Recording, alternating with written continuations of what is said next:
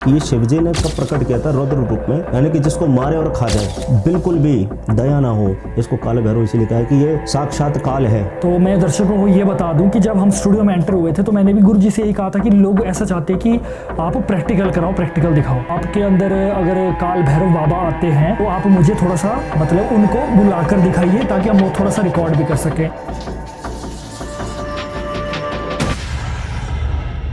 कि किसी भी इंसान के अंदर ना तो माँ काली आ सकती है, ना शिवजी आ सकते हैं, ना बजरंग बली आ सकते हैं, ना काल भैरव आ सकते हैं। अगर आ गए तो उसके शरीर के चिथड़े चिथड़े उड़ जाएंगे। तो आपके अंदर कैसे काल भैरव आते हैं? अब कहते हैं कि लोग ये देवता आते हैं, सच्चे हैं या झूठे हैं, तो ये नहीं आ सकते, वो नहीं आ सकते। ये काल भैरव तो उनका बेटा है, शादीशुदा है, उस बेटे के ऊपर किसी ने क्रिया ऐसी चला दी कि लड़के के ऊपर ऐसा कर्म हुआ कि सारे पेट के अंदर जो अंग होते हैं, किडनी होती है, लीवर होता है, लीवर खराब, और किडनी उल्टी हो गई, किडनी घूम गई। गोदी में उठा के लाए, उसकी इतनी हिम्मत नहीं थी कि वो चल सके। 20 किलो का लकड़ा इतना भारी आके सीधा मेरी गाड़ी के ऊपर गिरता है, और इतना गाड़ी की छत इतनी ऊंची होती है, वो आके दब जाती है इतनी सी, और वो गाड़ी का पूरा शीशा चटक गया। अगर वो छत कमज़ोर होती तो मेरे ऊपर वो सीधा गिरती।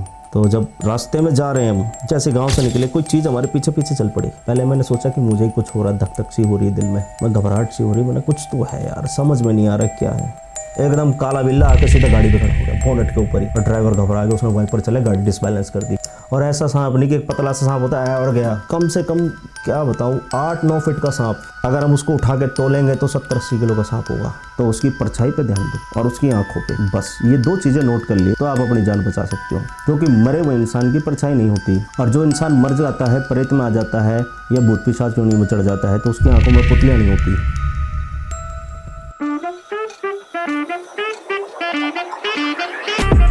तो दोस्तों आप सभी को मेरा नमस्कार। मैं हूं आपका होस्ट नीतीश राजपूत और स्वागत है आपका द लिमिटलेस टॉक के एक और ज़बरदस्त एपिसोड में। और आज का एपिसोड आपको बड़ा मज़ेदार लगने वाला है और बहुत ज्ञानवर्धक भी लगने वाला है।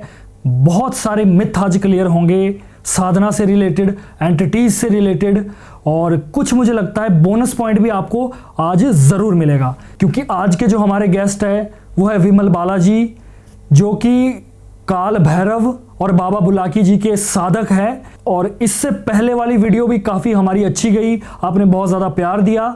और आज की वीडियो में ये दावा करता हूँ कि आपको बहुत सारी चीज़ें प्रैक्टिकल में क्लियर हो जाएगी आपके माइंड में।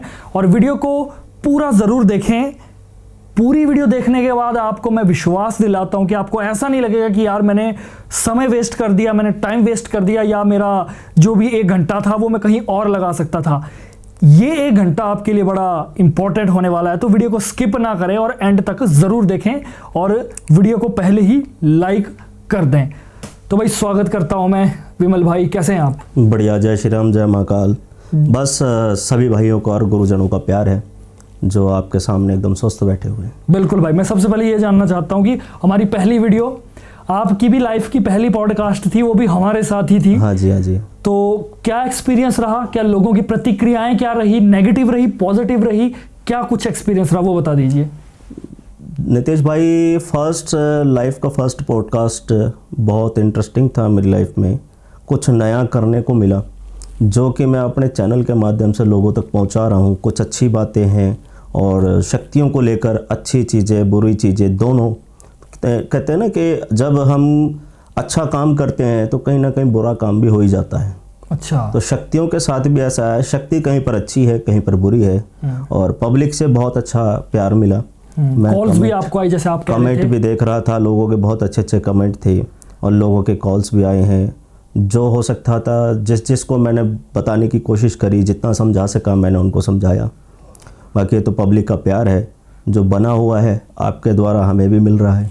बिल्कुल भाई बिल्कुल। हम तो चलिए स्पिरिचुअल हमारी अब एक ऐसा है कि बाकी और भी वीडियोस होती है हमारी डिफरेंट टॉपिक्स में, बट स्पिरिचुअलिटी में और लोगों के दिमाग में मिथ क्लियर करने का जो मैंने ठान लिया है ना भाई, वो मैं पूरा करके रहूँगा। और चलिए आगे बढ़ने से पहले इस वीडियो में मैं ऑल ओवर सा थोड़ा सा बता दूं, कुछ स्टोरीज भी आएंगी रियल, जो कि केसेस हुए हैं जिनसे आपको बहुत ज़्यादा सीखने को मिलेगा। और चलिए शुरुआत में ये करता हूं कि काल भैरव जी से मैं शुरुआत करता हूं। तो जैसे कहते हैं ना कि काल भैरव जी को शराब के लिए और सिगरेट के लिए जाना जाता है, तो लोगों के दिमाग में क्या है कि गलत प्रक्रियाएं बनी हुई है कि यार ऐसे कैसे भगवान है जो कि शराब का सेवन करते हैं, सिगरेट पीते हैं। तो ये चीज़ मैं चाहता हूँ काल भैरव जी के बारे में जो बनी है लोगों के दिमाग में, तो ये आप क्लियर करें ज़रा। नीतीश भाई, सबसे बड़ी बात आपने पूछी है, काल भैरव जी को शराब का भोग लगता है और सिगरेट का भोग लगता है। जी जी जी। और कहीं पर उनको मांसाहार भी चढ़ता है। हाँ, मांस भी चढ़ता है ना, बकरा भी चढ़ता है, मुर्गा भी चढ़ता है। तो उसका रीज़न ये है कि महाकाल, काल भैरव महाकाल के अंश हैं, रुद्र अवतार हैं, जो कि उन्होंने क्रोधित होकर अपनी जटा उखाड़ी और काल भैरव का निर्माण कर दिया। जन्म हो गया भाई, उसका कोई माता नहीं, कोई पिता नहीं, उसका तो सिर्फ जन्म एक जटा से हुआ है।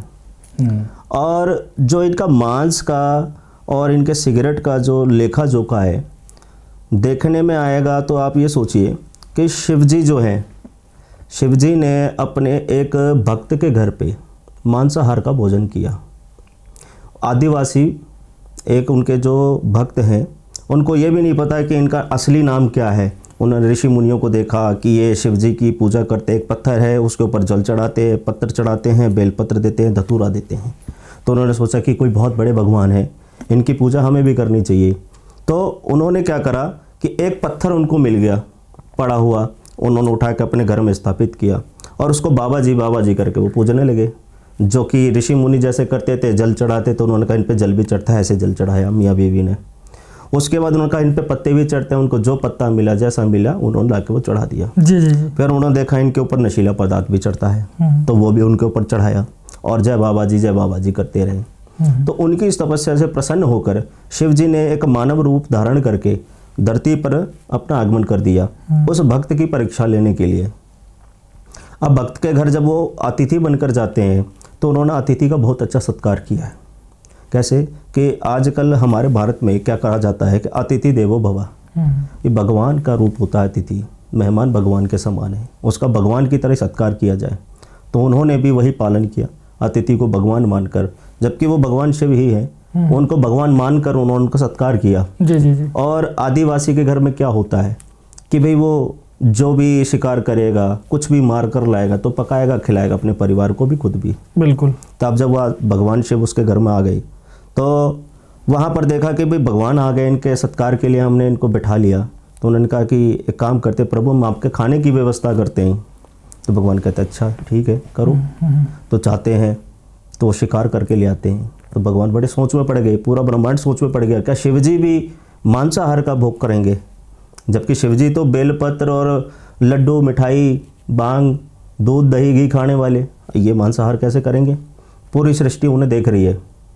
देखते देखते क्या करते हैं, वो शिकार करके लाता है, उसकी पत्नी बनाती है, और बनाते हुए भी उनका विचार क्या होता है कि रोज़ की तरह स्वादिष्ट बनाए कि नहीं, कहीं ऐसा ना हो कि हमारे भगवान रूठ जाएं, अच्छा ना बना हो। तो उसमें पत्नी जो है उसकी खुद खाकर देखती है, फिर कहती कि नहीं मैंने तो पहले जैसे बना, बहुत अच्छा बना है, चलो भगवान को खिलाते हैं। ले गए, लो प्रभु खाओ। अब भगवान है, देखो शिव जी ऐसे भगवान है जो सबका सम्मान करते, सबका मान रखते हैं, किसी को छोटा बड़ा नहीं। छोटे छोटा कीड़ा भी उनका भक्त है, बड़े से बड़ा राजा भी उनका भक्त है, दैत्य भी भक्त है, राक्षस भी भक्त हैं, देव भी भक्त हैं, गण भी भक्त हैं। उन्होंने सबको अपना शरण में रखा हुआ अपनी। तो उन्होंने कहा ठीक है भी ले आओ। अब वो खिला रहे हैं, पूरी सृष्टि देख रही कि खाएंगे कि नहीं, खाएंगे कि नहीं। दोनों उनका मान सम्मान रखते वो खाया, मांस का भोग लगाया। लगाने के बाद उनको मीठा खिला रहे हैं। अब मीठे में क्या, गुड़ जिसमें चींटी लगी हुई है। अब वो आदिवासी, उनको क्या फ़र्क पड़ता है, उनके घर में जो है वो तो वो खाते हैं, उसमें चींटी लगी हुई वो साफ़ करके खिला रही है, भगवान को खिलाना है। अब भगवान भी क्या बोले उसको, भाई इतने प्रेम से उसने अपने मन के भाव से खिलाया है, भाई खिला दिया। आप कहते हैं कि प्रभु हमने आपको भोजन करा दिया, मीठा खिला दिया, लेकिन हमने आपके चरण तो पखारे नहीं। तो अच्छा कोई बात नहीं, पखार लो भाई। तो शिव जी के जब चरण पखारने के बाद वो जल खुद पी लिया दोनों ने। तो शिव जी कहते ये तुमने क्या करा, तुमने मेरे पैर धोकर तुमने पानी पी लिया।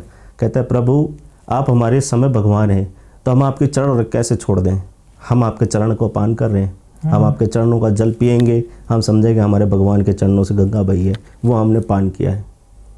उसके बाद क्या होता है कि शिव जी की सेवा में लगे हुए हैं। शिव जी कहते हैं प्रभु आपका भोजन हो गया, सब कुछ हो गया, आप विश्राम करो। उसको शिव जी को बिस्तर बिछाते हैं एक, और लकड़ी का कट्ठा लगा के उसकी तकिया बना के बढ़िया आराम से सुला देते हैं। सुलाने के बाद उनकी सेवा पानी कर रहे हैं। पति पैर दबा रहा है, उसकी पत्नी पंखा झुला रही है, शिव जी सो रहे हैं मस्त, कोई बात नहीं भैया, कोई चिंता नहीं है। इतने में आ गया उनके गांव में शेर। झोपड़ी के बाहर शेर का आगमन हुआ तो उसका पति कहता है कि तुम कुछ भी हो जाए पंखा झुलाते रहना, मैं जाके शेर को देखता हूँ। वो अपना धीरे से जाता है, तीर कमान उठाता है और उससे लड़ने लगता है। शेर से लड़ते लड़ते उसको हो जाती है मौत। अच्छा। और जब मौत हो गई तो उसको अपनी पत्नी को आदेश देना था। उसने बोला कुछ भी हो जाए आपने भगवान की सेवा नहीं छोड़नी, चाहे मैं जीऊँ मरूँ, लेकिन तुम मेरी आज्ञा का पालन करना। उसी आज्ञा का पालन करते हुए वो सुबह तक शिव जी के पैर दबाती रही, पंखा झुलाती रही। जब शिव जी उठे सुबह तो देखते हैं कि ये रो रही है। कहते क्या हुआ? बाहर देखा तो उसका पति मरा पड़ा है। उसने बोला देवी कि इतना सब कुछ घटित हो गया रात में, तो आपने हमें पहले बताया क्यों नहीं, आपने हमें जगाया क्यों नहीं? उन्होंने बोला मैं अपने पति की आखिरी इच्छा का पालन कर रही थी। शिव जी बाहर निकले, जाकर देखते हैं भाई सिंह ने मारा, ऐसे ऐसे किया है। तो शिव जी ने अपनी शक्तियों से उसको वापस सामर्थ्य कर दिया, वापस जीवन दान दिया। अब वो कहते हैं कि आप कोई साधारण मनुष्य नहीं है, आप ज़रूर कुछ महान हैं, कोई बड़ी शक्ति हैं, आप मुझे अपने दर्शन दीजिए और हमें कृतार्थ कर दीजिए।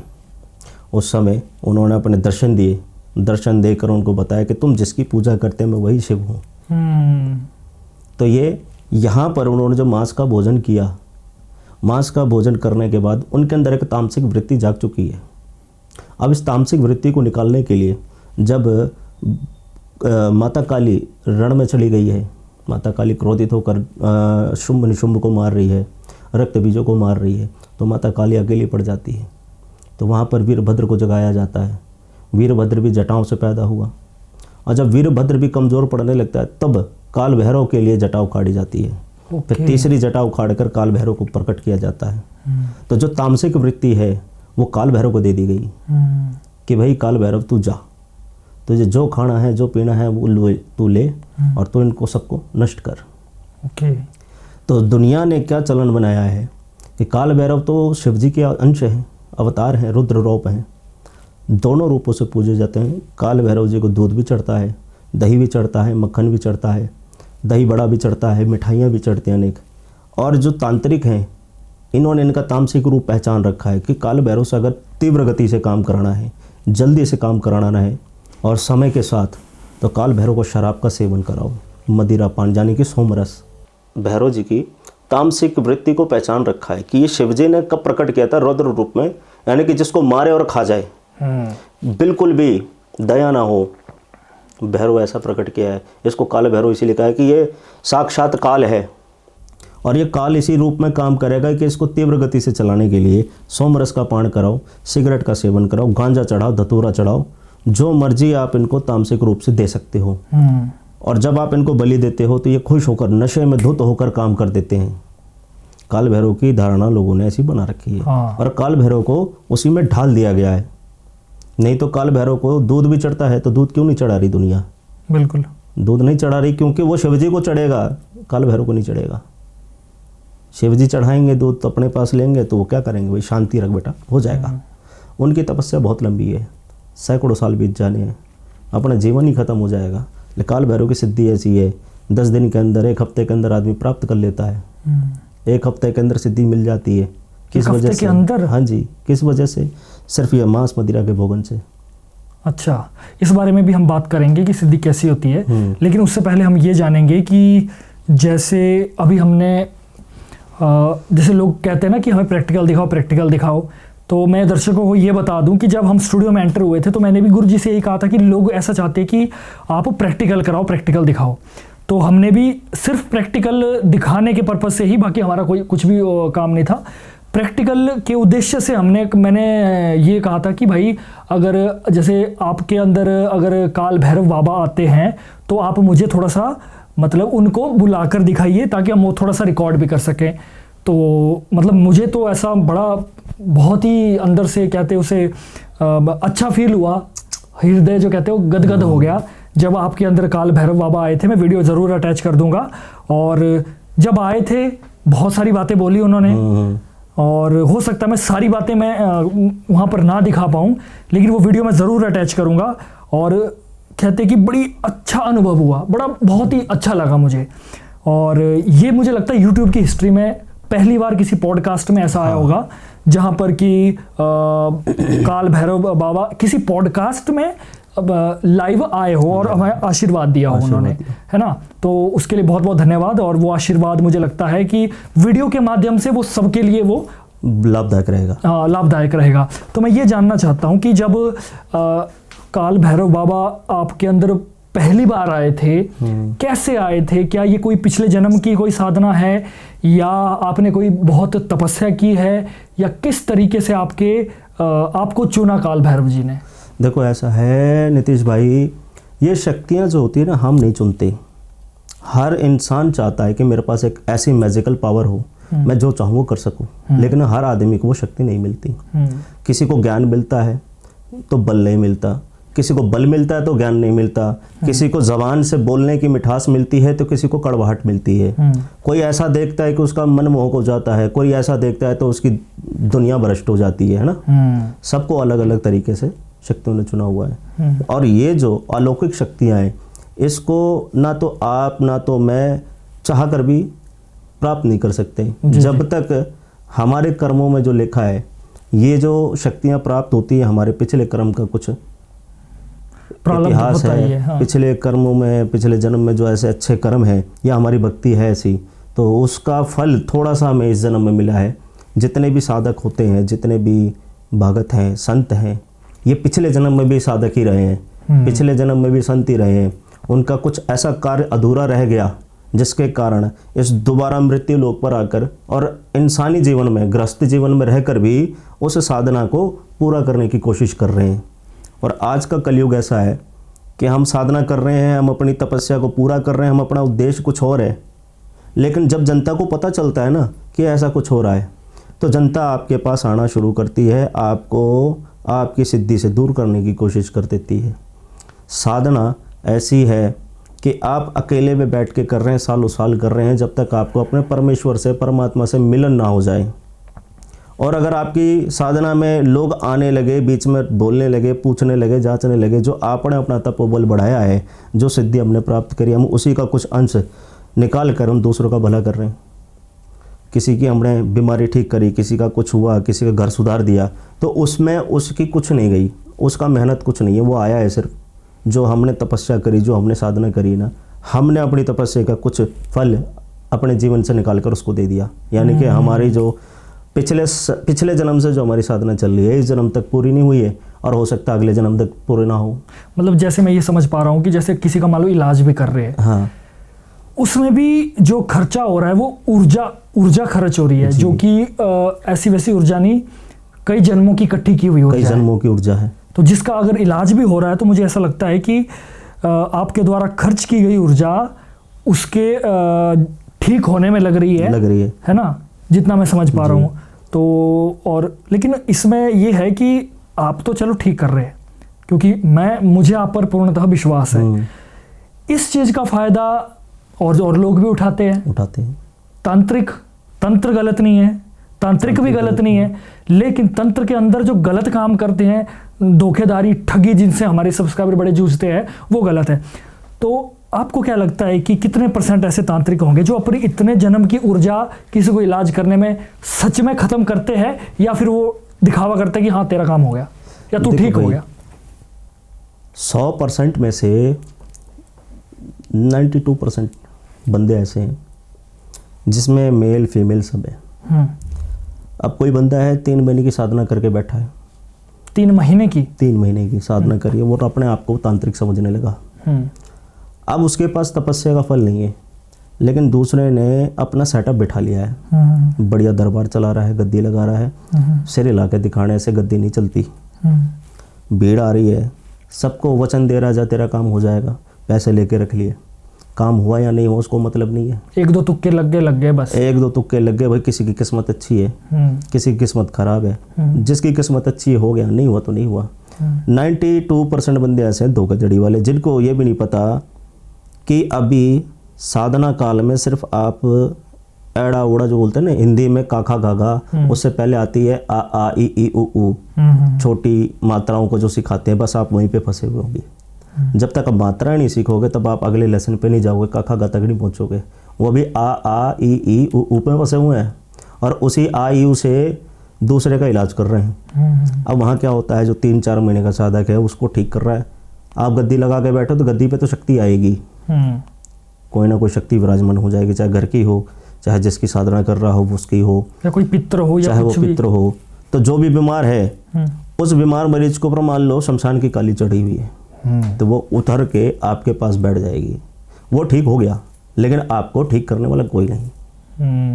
तो ये क्या है, धोखेधड़ी के अंदर 92% बंदे ऐसे हैं जो अपने काम से परेशान हैं, जिनका कोई रोजगार नहीं, जिसको घर में पड़े पड़े खाने की आदत है।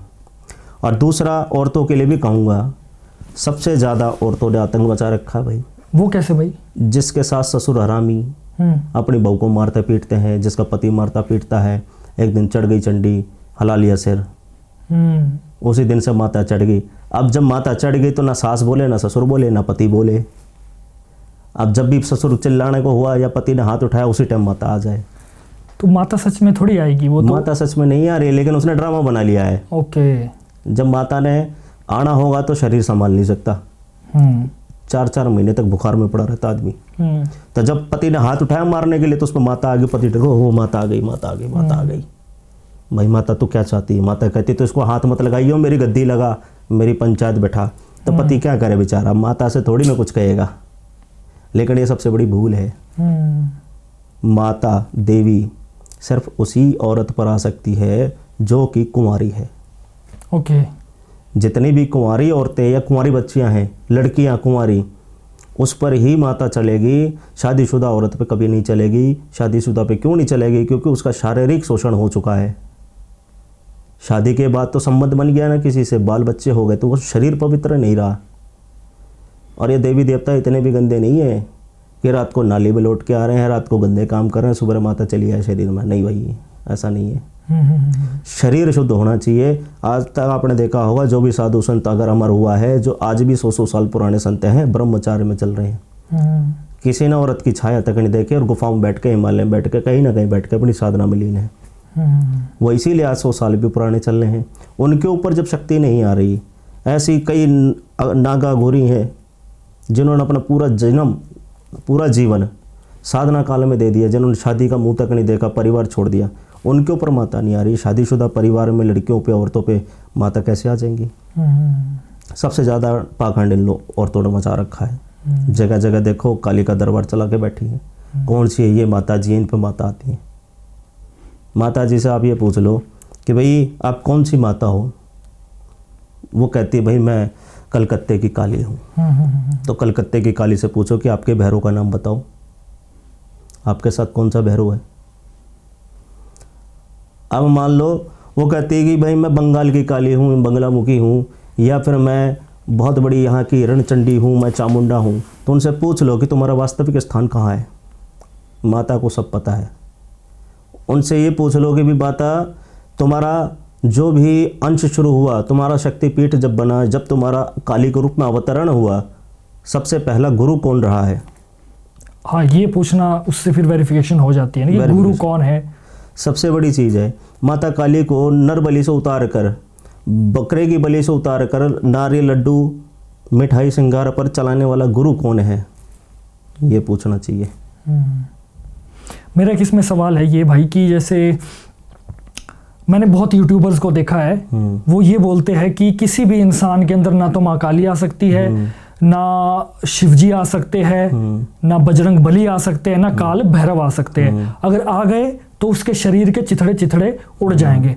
अब क्या है, मैंने प्रैक्टिकली देखा है, मैं बिलीव करता हूँ, लेकिन ये सवाल आप लोगों के लिए क्लियर कर दो कि जब काल भैरव शरीर में आते हैं और शरीर के चिथड़े उड़ के हो जाते हैं, ऐसा लोग कहते हैं, तो आपके अंदर कैसे काल भैरव आते हैं? देखिए, जब जीवन में मेरे पास पहली बार काल भैरव का आगमन हुआ, मैं कम से कम 6 महीने बीमार रहा हूँ।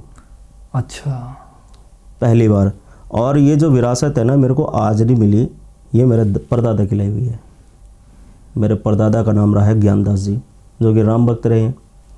और अपने समय में उन्होंने अपना जो बचपना था अयोध्या में काट दिया। अयोध्या में काटने के बाद साधु संतों की शरण में रहे, उनके शिष्य बने, उन्होंने ज्ञान प्रकट किया। अपना ज्ञान लेकर जब अपने विलेज वापस लौटते हैं गांव में, तो उनकी जो ज़मीन थी वहाँ पे झोपड़ी बनाई छोटी सी, और बाबा ने वहाँ रहना चालू कर दिया। अब भाई राम भक्त हैं तो गांजा सुल्फा पीते रहे भाई। संतों के बीच में यही चलता है, गांजा सुल्फा भांग, वो पीते रहे, ज़्यादा पीते पीते उनकी आंखें खराब हो गई, वो हो गए सूरदास। अब उनकी शक्ति शुरू होती यहाँ से, जब लोगों ने भरोसा करना शुरू किया। तो कोई भी अगर आ जाता था गांव का, बाहर का, तो उसको आंखें तो थी नहीं, उसका नाम लेके बुला लेते कि भाई तू आया ना, आजा, बैठ बैठ बैठ बैठ, आजा। मान लो मेरा चेला है संदीप, आंखें ना होने के बाद भी पहले पहचान ले भाई संदीप आया है। गांव का कोई भी आदमी है, नहीं दिखता मुझे फिर भी संदीप है, अमन है, राजेश है ना। वो शक्तियाँ लोगों ने देखी, यार तो अंधे हो गए फिर भी इनको पता लग जाता है। तो वो अब दादाजी तो हमारे रहे नहीं, हमारे दादा की गद्दी चलती है ज्ञानपुर में, लखनऊ के अंदर, तो वहाँ पे हमारे चाचा जी बैठते हैं। तो उनके आदेश से अभी हम उनके वंशज हैं, तो छोटा सा ज्ञान हमें मिल गया, कहीं ना कहीं से आ गया वंश हमारे अंदर। अब काल भैरव की सिद्धि भी समझ लो उन्हीं की वजह से मिल गई। बाकी मेहरबानी हमारे विजय गुरु की है। विजय गुरु ने अगर आशीर्वाद ना दिया हो तो काल भैरव को हम निखार नहीं सकते थे। अब कहते हैं कि लोग ये देवता आते हैं, सच्चे हैं या झूठे हैं, भैया नहीं आ सकते, वो नहीं आ सकते, काल भैरव आ सकते हैं। काल भैरव आ सकते हैं, माता काली आ सकती हैं, बजरंगबली नहीं आएंगे, विष्णु जी नहीं आएंगे, ब्रह्मा नहीं आएगा, इंद्र नहीं आएगा, शेषनाग नहीं आएगा। उसके बाद आप ये लगा लो कौन से देवता और रह गए भाई, एक दो और देवता हैं जो कभी भी नहीं खेलते, किसी के शरीर में नहीं आते। आजकल लोगों को मैं देखता हूँ, वीडियो भी आती हैं, बालाजी आ रहे हैं, मुंह फुला के बैठ जाएंगे बंदर सा, और मुर्दल ले रखा है, लट्टू सा बना के गदा ले लिया। भाई उस समय क्या दिखाना चाह रहे हो? बजरंगबली कैसे आ गए? बजरंगबली क्यों आएंगे? जो संसार में नहीं है उसकी आत्मा तो आ सकती है, अगर उसकी मुक्ति नहीं हुई। जो मर चुका है उसकी मुक्ति नहीं हुई, मृत्यु लोक पे भटक रहा है, तो उसको बुलाया जा सकता है। और अगर जो मुक्ति लोक से मोक्ष की तरफ चला गया है, उसको कहाँ से बुलाओगे? तो काल भैरव ऐसी शक्ति 52 भैरव में चलती हैं। काल भैरव का एक अंश आता है नखून से भी हल्का, बाल का एक छोटा सा कण, वही जब आता है तो पूरे शरीर को हिला देता है। वो मैंने देखा प्रैक्टिकली। अब मानो जो आपने देखा वो तो बिल्कुल जीरो है, बिल्कुल जीरो। काल भैरव जब आता है तो ये लगा लो, मैंने शमशान के अंदर काल भैरव का स्थान है, वहाँ बुलाया था काल भैरव को, और वहाँ पे कम से कम 150 आदमी बैठता है। शाम के समय में जब उसको बुलाया तो पूरी की पूरी पलटन वहाँ से भाग गई थी। ये काल भैरव का ऐसा आगमन होता है। और उसके हाथ में चाहे कोला दे दो, चिमटा दे दो, कुछ भी दे दो, सब मोड़ मार कर दे देगा हाथ में। देखो मेरा शरीर लोहे का नहीं है, अगर मैं अपने शरीर पे लोहा मारूंगा तो मुझे मारेगा वो काट देगा, घाव दे देगा। लेकिन जब काल भैरव आता है तो वो अपने चिमटों को ऐसा मारता है कि मार मार के चिमटे टूट जाते हैं। लोहे की लंबी लंबी जंजीरें होती हैं, वो धुएं में जल रही होती हैं, वो उठा के अपने ऐसे मारता है कि जंजीरें बुझ जाती हैं। सलाखें ऐसी होती कि पानी पानी हो जाती हैं, हमारे शरीर पे खरोच नहीं आती। वो एक छोटा सा अंश है काल भैरव का। और माता काली की कभी भी माता काली नहीं आती, उसकी योग नहीं आती है। ओके। तो ये है काल भैरव का अंश आता है, माँ काली की योगणियाँ आती हैं। और कोई दूसरा देव नहीं है, जो पांचों चारों ब्रह्मा विष्णु महेश, इनमें से कोई भी किसी के शरीर पर नहीं खेल सकता। हनुमान जी की चौकी किसी पे नहीं आती। और मैंने ये भी कह दिया कि जो औरतें शादीशुदा हैं इन पे तो कभी भी माता नहीं चल सकती। सिद्धि भले प्राप्त हो जाए लेकिन माता शरीर में नहीं घुसेगी। और चीज़ें इसके अलावा जो एक्सटर्नल होती है हमारी, जैसे कोई प्रेत हो गया, भूत हो गया, ये जो और तरह की एंटिटी है, ये आ सकती है? जी ये आ जाती है, क्योंकि इनका कोई अंश नहीं है। कोई प्रेत योनि में चला गया, कोई भूत योनि में चला गया, कोई पिशाच बन गया, इनका कोई अंश नहीं। ये कोई वास्तविकता के भगवान नहीं है। जो वास्तविकता में भगवान है, जो सकल ब्रह्मांड को चला रहे हैं, उनके अंश आते हैं। जो ये भगवान जो ऐसे हैं, काली माता अवतरित होती हैं, काल भैरव के भी अवतार आते हैं, हनुमान जी के भी अवतार रहे हैं, फिर विष्णु जी के भी अवतार रहे हैं, शंकर जी के भी अवतार रहे हैं। ये अवतार के रूप में पृथ्वी लोक पे आए हैं। ये अंश भेजते हैं ना हमेशा से अपना, खुद तो नहीं आए ना। इसी तरीके से जब कोई इनका साधक साधना करता है, उस जगह पहुंच जाता है कि जहाँ से भगवान को स्वयं चलकर आना पड़े, तो वो अपनी गद्दी नहीं छोड़ेंगे, वो अपना सिंहासन नहीं छोड़ेंगे, वो एक आशीर्वाद देंगे, एक बूंद सागर में से निकाल के देख दी, ये बेटा तेरी है, जा। अब गुरुजी आपके पर्सनल एक्सपीरियंस पर आते हैं, और आपने मुझे ना एक थोड़ी सी स्टोरी बताई थी कि आपके जब आप किसी का इलाज करने गए थे तो ऐसा हुआ था कि काल भैरव जी के साथ ब्रह्म राक्षस की लड़ाई हो गई थी, और उसके आगे की स्टोरी मुझे बड़ी ज़बरदस्त लगी। प्लीज़ उसके बारे में बता दीजिए। ऐसा हुआ, मेरा एक चेला है, सौरभ नाम है उसका, तो वो चेला है आजमगढ़ का। तो उसके गांव से 2-4 गांव आगे की बात है, कोई रिश्तेदारी लगता है वो। तो उसने सौरभ के बारे में जानकारी रखी थी कि भाई सौरभ एक अच्छा गुरु के निर्देश में रह रहा है, तो इनसे बात करी जाए, गुरुजी को बुलाएं। तो जब मुझे पूछा गया तो मैंने कहा कि ठीक है भाई, ऐसी सी बात है तो आप तैयारी करो, मैं आता हूँ। हम यहाँ से दिल्ली से जयपुर वहाँ पहुँचे, आजमगढ़, दिल्ली से आजमगढ़ पहुँचे। तो वहाँ पे जाके क्या देखते हैं, जिसके यहाँ परेशानी है बंदे की, वो आदमी एकदम सूखा सा, मान लो 50 किलो का वज़न होगा, लंबा सा आदमी है, और इतनी बुरी तरह से वो चीज़ के प्रभाव में आ रखा है, बुरी शक्ति के। तो फैमिली वालों ने बताया कि भैया ये 3री मंजिल से कूद गए, और कूदने के बाद वो बंदा खड़ा हो गया, उठ के अपनी बीवी का गला दबा रहा है, अपनी माँ का गला दबा रहा है। मंजिल से कूद गया मतलब वो कैसे हुआ? 3री मंजिल से, 3रे फ्लोर से कूदा। कूदने वाला वो इंसान नहीं है, उसके अंदर जो बुरी शक्ति है उसने उसको धकेल दिया, उसको मारने की कोशिश कर रही है। तो नीचे कुछ हुआ उससे? नीचे क्या है कि देखो, गांव में ऐसा होता है, मिट्टी की फर्श होती है, सभी लोग अपने घरों में मिट्टी का फर्श करते हैं, पत्थर का फर्श बहुत ही कम लोग करवा पाते हैं। तो मिट्टी का फर्श था, तो ऊपर से कूदा। चलो मिट्टी का भी फर्श है तो कम से कम बंदे की बॉडी में थोड़ी बहुत तो चोट लगती है। 3री मंजिल से कूद रहा है, हड्डियाँ खिसक जाती हैं, ऊपर नीचे हो जाती हैं, पैरों में मोच आ जाती है, टूट जाती हैं। बंदा मरेगा नहीं, कम से कम हाथ पैर तो टूट ही जाएंगे। बिल्कुल। तो 3री मंजिल से कूदा, उसके ना हाथ में चोट है, ना पैर में चोट है, ना सर फटा, ना हाथ टूटा, ना पैर टूटा। वो बंदा 2 मिनट में खड़ा हुआ, खड़ा होते अपनी बीवी का गला पकड़ के टांग दिया उसने हाथों से उठा के। अच्छा जी। और ये कहानी हमारे जाने से 2 घंटे पहले की है। मैं यहाँ से सुबह पहुँचा वहाँ पे 10 बजे पहुँच के देख रहा हूँ, सब लोग ऐसे रोना धोना मचा के बैठे हुए हैं। तो वही पूछा भी क्या बात हो कि तुम रो क्यों रहे हो, मरा थोड़ी आदमी जो तुम रो रहे हो? तो नहीं बाबू ऐसा ऐसा है, तो परेशान हो रहे हैं, सभी लोग दुखी हैं। उनको समझा के मैंने कहा तुम उधर बैठ जाओ आराम से, कोई बात नहीं, डरने वाली बात नहीं है, देखते हैं इसमें क्या परेशानी आ रही है, क्या है नहीं है। जबकि उस शक्ति के बारे में पूरे परिवार को नहीं पता कि उसको क्या आ रहा है। अच्छा। उनको इतना पता है इसके अंदर कोई चीज़ घुसती है जो कि बहुत तेज चिल्लाती है और हाथापाई करती है, किसी का भी गला दबा देती है, किसी को भी उठा के फेंक देती है। ये लगा लो 70-80 किलो का आदमी, वो 50 किलो का आदमी यूँ उठा के ऐसे फेंक देता था। अच्छा। उस आदमी के अंदर जान नहीं है इतनी कि वो 80 किलो का आदमी एक हाथ से उठा के फेंक दे। तो उसमें इतनी एनर्जी आ कहाँ से रही, सभी लोग ये देख के हैरान हैं। उसके आसपास के घर वाले जो 10-15 घर हैं आसपास में, वो सभी लोग परेशान हैं, कोई भी उसको रोकने की हिम्मत ना करे। अगर वो किसी को रोकने की हिम्मत करता है तो उसको जान से मारने की कोशिश कर रहा है।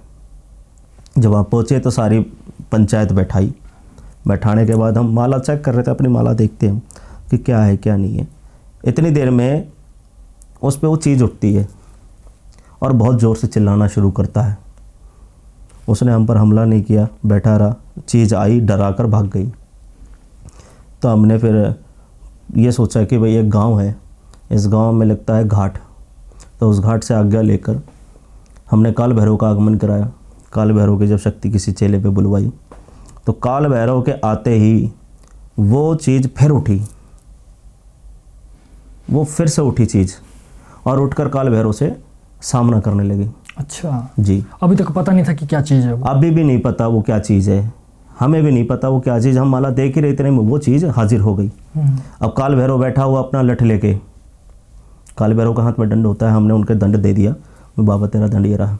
जैसे ही वो चीज़ आती है तो काल भैरव उठाता है अपना दंड और उसको मारता है सिर पर खींच के धन से। जब उसने मारा तो वो नीचे गिर जाता है। हम माला देख रहे हैं, देखते देखते उसने हम पर आक्रमण कर दिया, हमारे ऊपर चीज़ हमला कर रही है।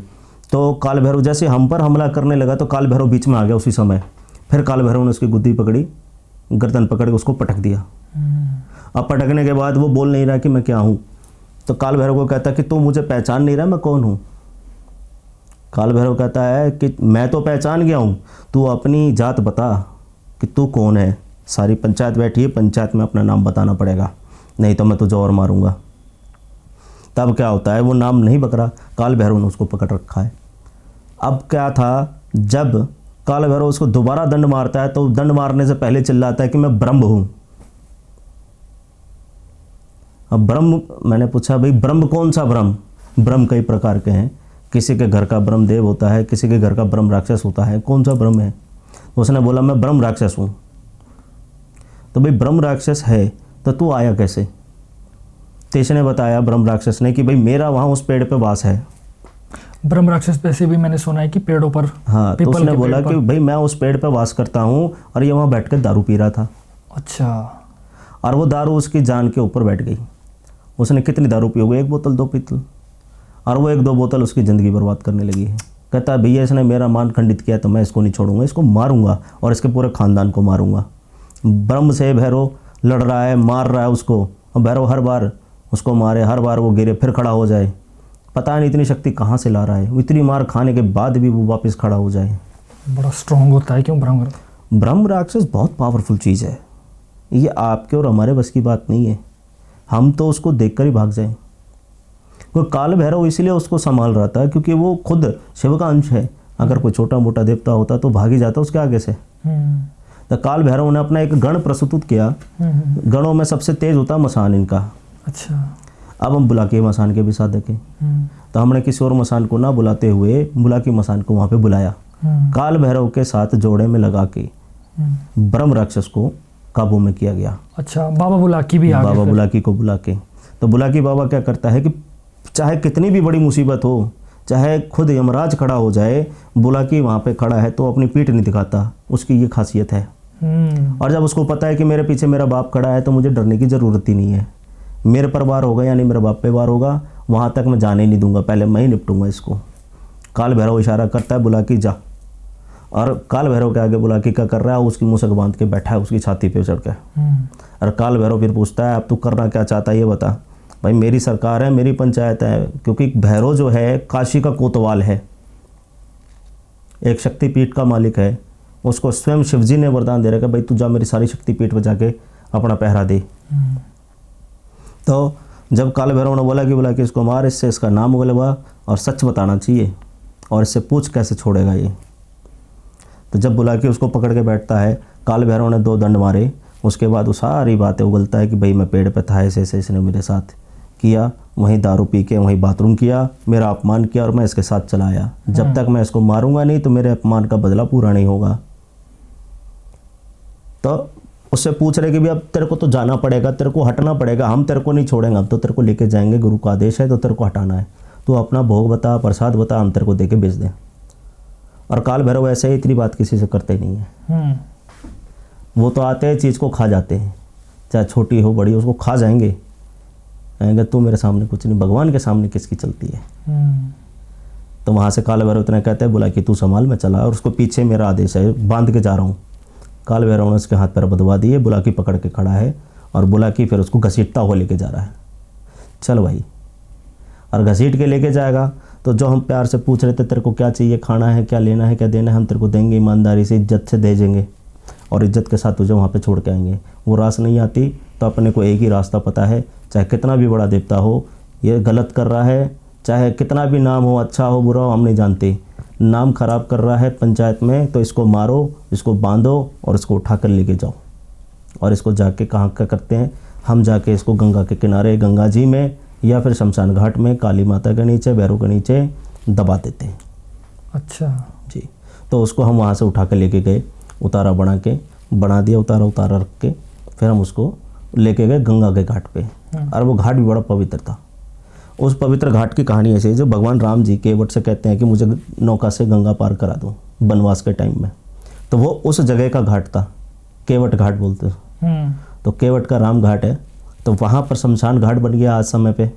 तो हमने उस घाट के ऊपर उसका उतारा करके धरती खोद के उसको दबा दी गंगा के पास।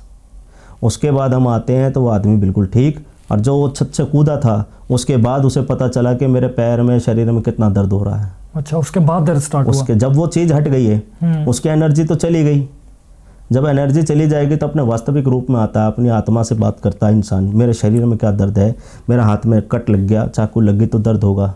जब कोई एनर्जी शरीर के अंदर है तो मेरा हाथ कट गया तो मुझे पता ही नहीं है मेरा हाथ कटा हुआ है। तब उसको पता लगता है कि मेरा पैर टूटा है, मेरी कमर चटक गई है, मेरी गर्दन मुड़ गई है।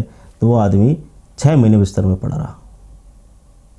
तो ये वहाँ की रियल स्टोरी थी जो मैं वहाँ काम करके आया और उसको परहेज भी दिया, भाई ये करना है, शराब नहीं पीनी, ऐसी जगह नहीं जाना। इसकी मॉरल ऑफ द स्टोरी क्या हो सकती है हमारी ऑडियंस के लिए कि क्या करना चाहिए? पेड़ों की जैसे ब्रह्म राक्षस पेड़ से लगाना, लोगों को क्या ध्यान रखना चाहिए? सबसे ज़रूरी बात यह है कि अगर देखो कहीं भी कोई खाने पीने का प्रोग्राम है, कोई ड्रिंक कर रहा है या वॉशरूम वगैरह जा रहा है, तो पहले ये देख लो भाई कि आसपास में कोई मंदिर ना हो, पीपल का पेड़ ना हो। पीपल के पेड़ पे कभी भी पेशाब नहीं करना चाहिए, बरगद के पेड़ पे नहीं, नीम के पेड़ पे नहीं। ये 3 पेड़ ऐसे हैं जिन पे भगवान वास करते हैं, देव वास करते हैं और प्रेत वास करते हैं। नीम के पेड़ पर देखो लक्ष्मी जी वास करती हैं, पीपल के पेड़ पर भगवान विष्णु का वास, भगवान गणेश का वास, ब्रह्म का वास, ब्रह्मा का वास। बरगद का पेड़ है, ये भी भगवानों से भरा हुआ, औषधियों से भरा हुआ। इस पर भी बरगद पे क्या होता है, ब्रह्म का वास हो जाता है। जो ज़्यादा पुराने होते हैं उन पे देवताओं का वास हो जाता है ना। तो नए नए अपने जो है देवता भूत प्रेत तो बरगद में जाके बैठ जाते हैं, क्योंकि बरगद होता है 100 साल से ज़्यादा उम्र में। अब किसी की मुक्ति नहीं हो रही, जो पृथ्वी लोक पे भटक रहा है, तो वो एक पेड़ में जाके वास कर लेता है कि उसको वहाँ कोई ना छेड़े। और वहाँ पर क्या कई लोग पूजा करने लगते हैं। कुछ अच्छे भूत होते हैं, अच्छी शक्तियाँ भी होती है, तो भला करना शुरू कर देती हैं। तो अपने जीवन उसका जब तक है, मृत्यु के बाद जो भी आजीविका है उसकी, तब तक वो समाज में भला करता है, तो उसका अगले जन्म में मोक्ष। तो यही 2-3 चीज़ें याद रखनी चाहिए। अगर आसपास मंदिर है, मान लो 50 मीटर पे मंदिर है, तो वहाँ कहीं आसपास वॉशरूम ना करे, दारू दूरू ना पिए, मुर्गा मछली ना बनाए खाए, और पीपल का पेड़ है तो उससे दूर रहे, क्योंकि शनिदेव का भी वास पीपल पे होता है। तो ये चीज़ें बहुत ज़रूरी हैं, ध्यान रखने वाली। ज़्यादातर लोग ऐसी गलतियाँ करने के बाद ही परेशान हुए हैं। अब ट्रैवल में है बंदा, तो उसको नहीं पता भी क्या है, उसको वॉशरूम जाना है, बाथरूम जाना है, तो बेचारा कहीं भी कर देगा। जंगल है तो उसको क्या पता यहाँ पे क्या है क्या नहीं है। एक तो किस्मत भी ख़राब होती है कईयों की, कहीं से भी लग जाता है। लेकिन ख़ास बात यही है कि इन 2-3 पेड़ों को छोड़ के कहीं पर भी आप करो, और साफ जगह देख के करो। भैया वॉशरूम है तो वॉशरूम में ही जाओ, सड़कों पे कहीं मत करो। किसी का कोई भरोसा नहीं, कहाँ पर कौन उतारा करके गया है, कहाँ पर कौन चीज़ बांध के गया है, ये चीज़ें ध्यान रखनी है। इसके अलावा आपने एक और कहानी बताई थी। कहानी क्या, रियल लाइफ आपका केस था एक, जिसमें आपने कहा था कि एक आपका कोई जानने वाला था जिसकी कि अंदर जो किडनी है वो ही उल्टी हो गई थी। हाँ, ये तो भी केस है, अभी ज़्यादा पुराना नहीं है। ये लगा लो 5-6 महीने हो गए होंगे। हाँ, 5-6 महीने पहले का केस है। तो वो परेशान व्यक्ति जो है गाजियाबाद में रहते हैं, अच्छा परिवार है। तो किसी ने उनके घर में शक्तियाँ छोड़ दी उल्टे तरीके से। अब वो मेरे पास आए 2 बार 3 बार, मैंने उनको मना कर दिया कि भाई मैं नहीं करूँगा काम, आप करवा लो, आपका इतना बड़ा काम नहीं है कि मेरे को करना पड़े, आप कहीं से भी करा लो, बढ़िया हो जाएगा। तो वो माने नहीं, फिर भी आ जाए।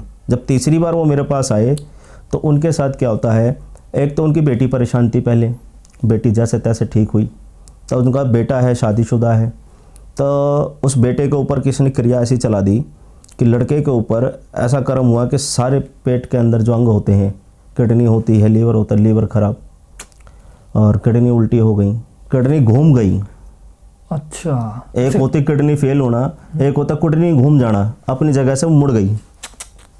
अब वो मुड़ गई तो बच्चा ना खाए ना पिए, डॉक्टर उसको दवाइयाँ दे रहे हैं, कोई फ़र्क नहीं पड़ रहा। उसके माँ बाप उसको गोदी में उठा के लाए, उसकी इतनी हिम्मत नहीं थी कि वो चल सके, चलने की भी हालत नहीं। अब उसके माँ बाप उसको लेके आते हैं और लाके ऑफिस में मेरे लिटा देते हैं। कहते हैं गुरुजी अब आप देखो, अब आपके हवाले है भैया, हमें तो नहीं पता कि क्या है ये। उन्होंने कहा क्या हुआ भाई? कहता डॉक्टर ने तो इसको कर दी मना, ये खाना पीना नहीं खा सकता, और ये खाएगा पिएगा नहीं तो भैया बचेगा कैसे। और शरीर उसका अच्छा खासा 90 किलो का लड़का 50 किलो का रह गया। तो मेरे दिमाग में यह था कि यार मैं क्या करूँ, सोच में पड़ गया मैंने इसके लिए क्या करा जाए। कभी कोई ऐसा काम किया नहीं, किसी की शरीर की अंदर की बॉडी पलट गई हो, अंग पलट के हो, पहली बार ये केस हो रहा है ऐसा। तो उसको मैंने क्या करा भाई, काल भैरव का नाम लेके, बाबा बुलाकी का नाम लेके, माँ काली का नाम लेके मैंने एक नमक बना के दिया उसको, सेंधा नमक। मैंने भाई ऐसा है, ये सेंधा नमक लो और थोड़ी थोड़ी देर में इसको चाटते रहो, 2-2 मिनट में, 3-3 मिनट में इसको चाटो, जितना चाट सकते हो। 2-3 मिनट में उसके बाप ने उसको चटवाया लेटा के। उसमें बैठने की हिम्मत नहीं, उठने की हिम्मत नहीं, पानी के लिए तरस रहा है, खाना नहीं खाया 10 दिन से ही, पानी की सिर्फ एक बूंद, वो भी ड्रॉप से उसके मुंह में डाली जा रही है। सोचो क्या सोच रहा होगा, क्या जीवन रहा उसका उस दिन में। उसने ये आशा लगा लेते मैं मरने वाला हूँ। उसके बाप ने उसको नमक चटवाया अपने हाथों से, और 2 से 3 बार नमक चटाने पर लड़का उठ के बैठ जाता है। अच्छा, 2-3 बार से ही? 3 बार उसने नमक चटाया बाप ने, और लड़का उठ के बैठ गया। उठ के बैठा, मेरे पास आके बैठ गया वो तो। अच्छा।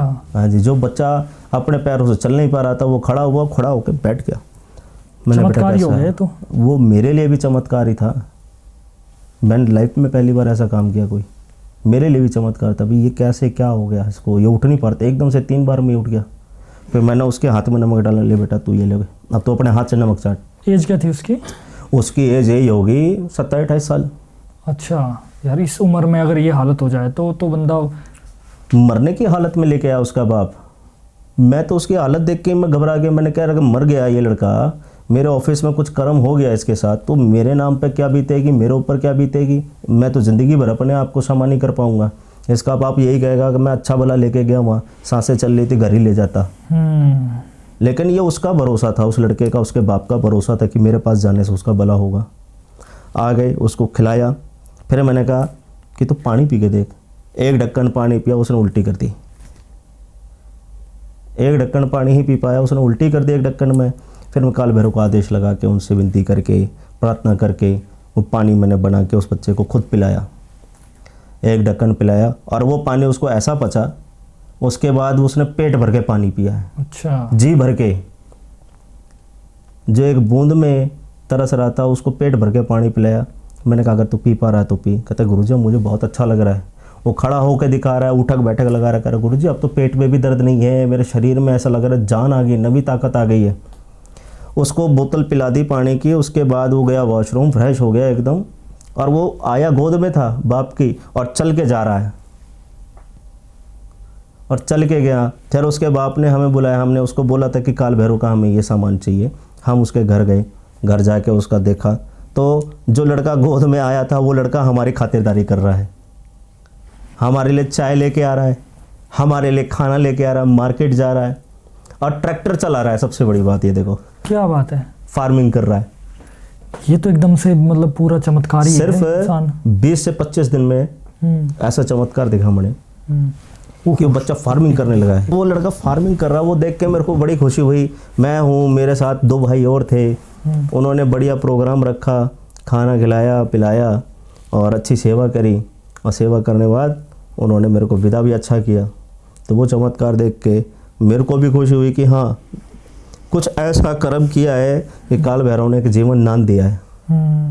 कुछ लोग सोचते हैं कि भाई मेरे पास आके उनको जीवन दान मिलेगा, लेकिन जीवन दान देने वाला मैं कहाँ हूँ। मैं तो खुद किसी के जीवन पे दान चल रहा हूँ। मुझे खुद किसी ने भेज रखा, उसने मुझे जीवन दान दिया है। मेरे हाथ में मौत और वो नहीं है ना, जीवन। हम बस एक प्रार्थना करते हैं, प्रयास करते हैं कि हम किसी के लिए अगर अपना एफर्ट लगा रहे हैं तो वो एफर्ट हमारा लग जाए और भगवान हमारी सुन ले तो इसकी ज़िंदगी बच जाए। बिल्कुल बिल्कुल। अपना कर्म इतना है कि किसी के लिए अगर हमारी मेहनत से या हमारी दुआ करने से वो ठीक हो जाता है, हमारी प्रार्थना से, तो हम उसके लिए तैयार, हम करते हैं। और जो हो सकता है बस उसी के लिए हाँ बढ़ते हैं, जो नहीं होता उसके लिए मना कर देते हैं।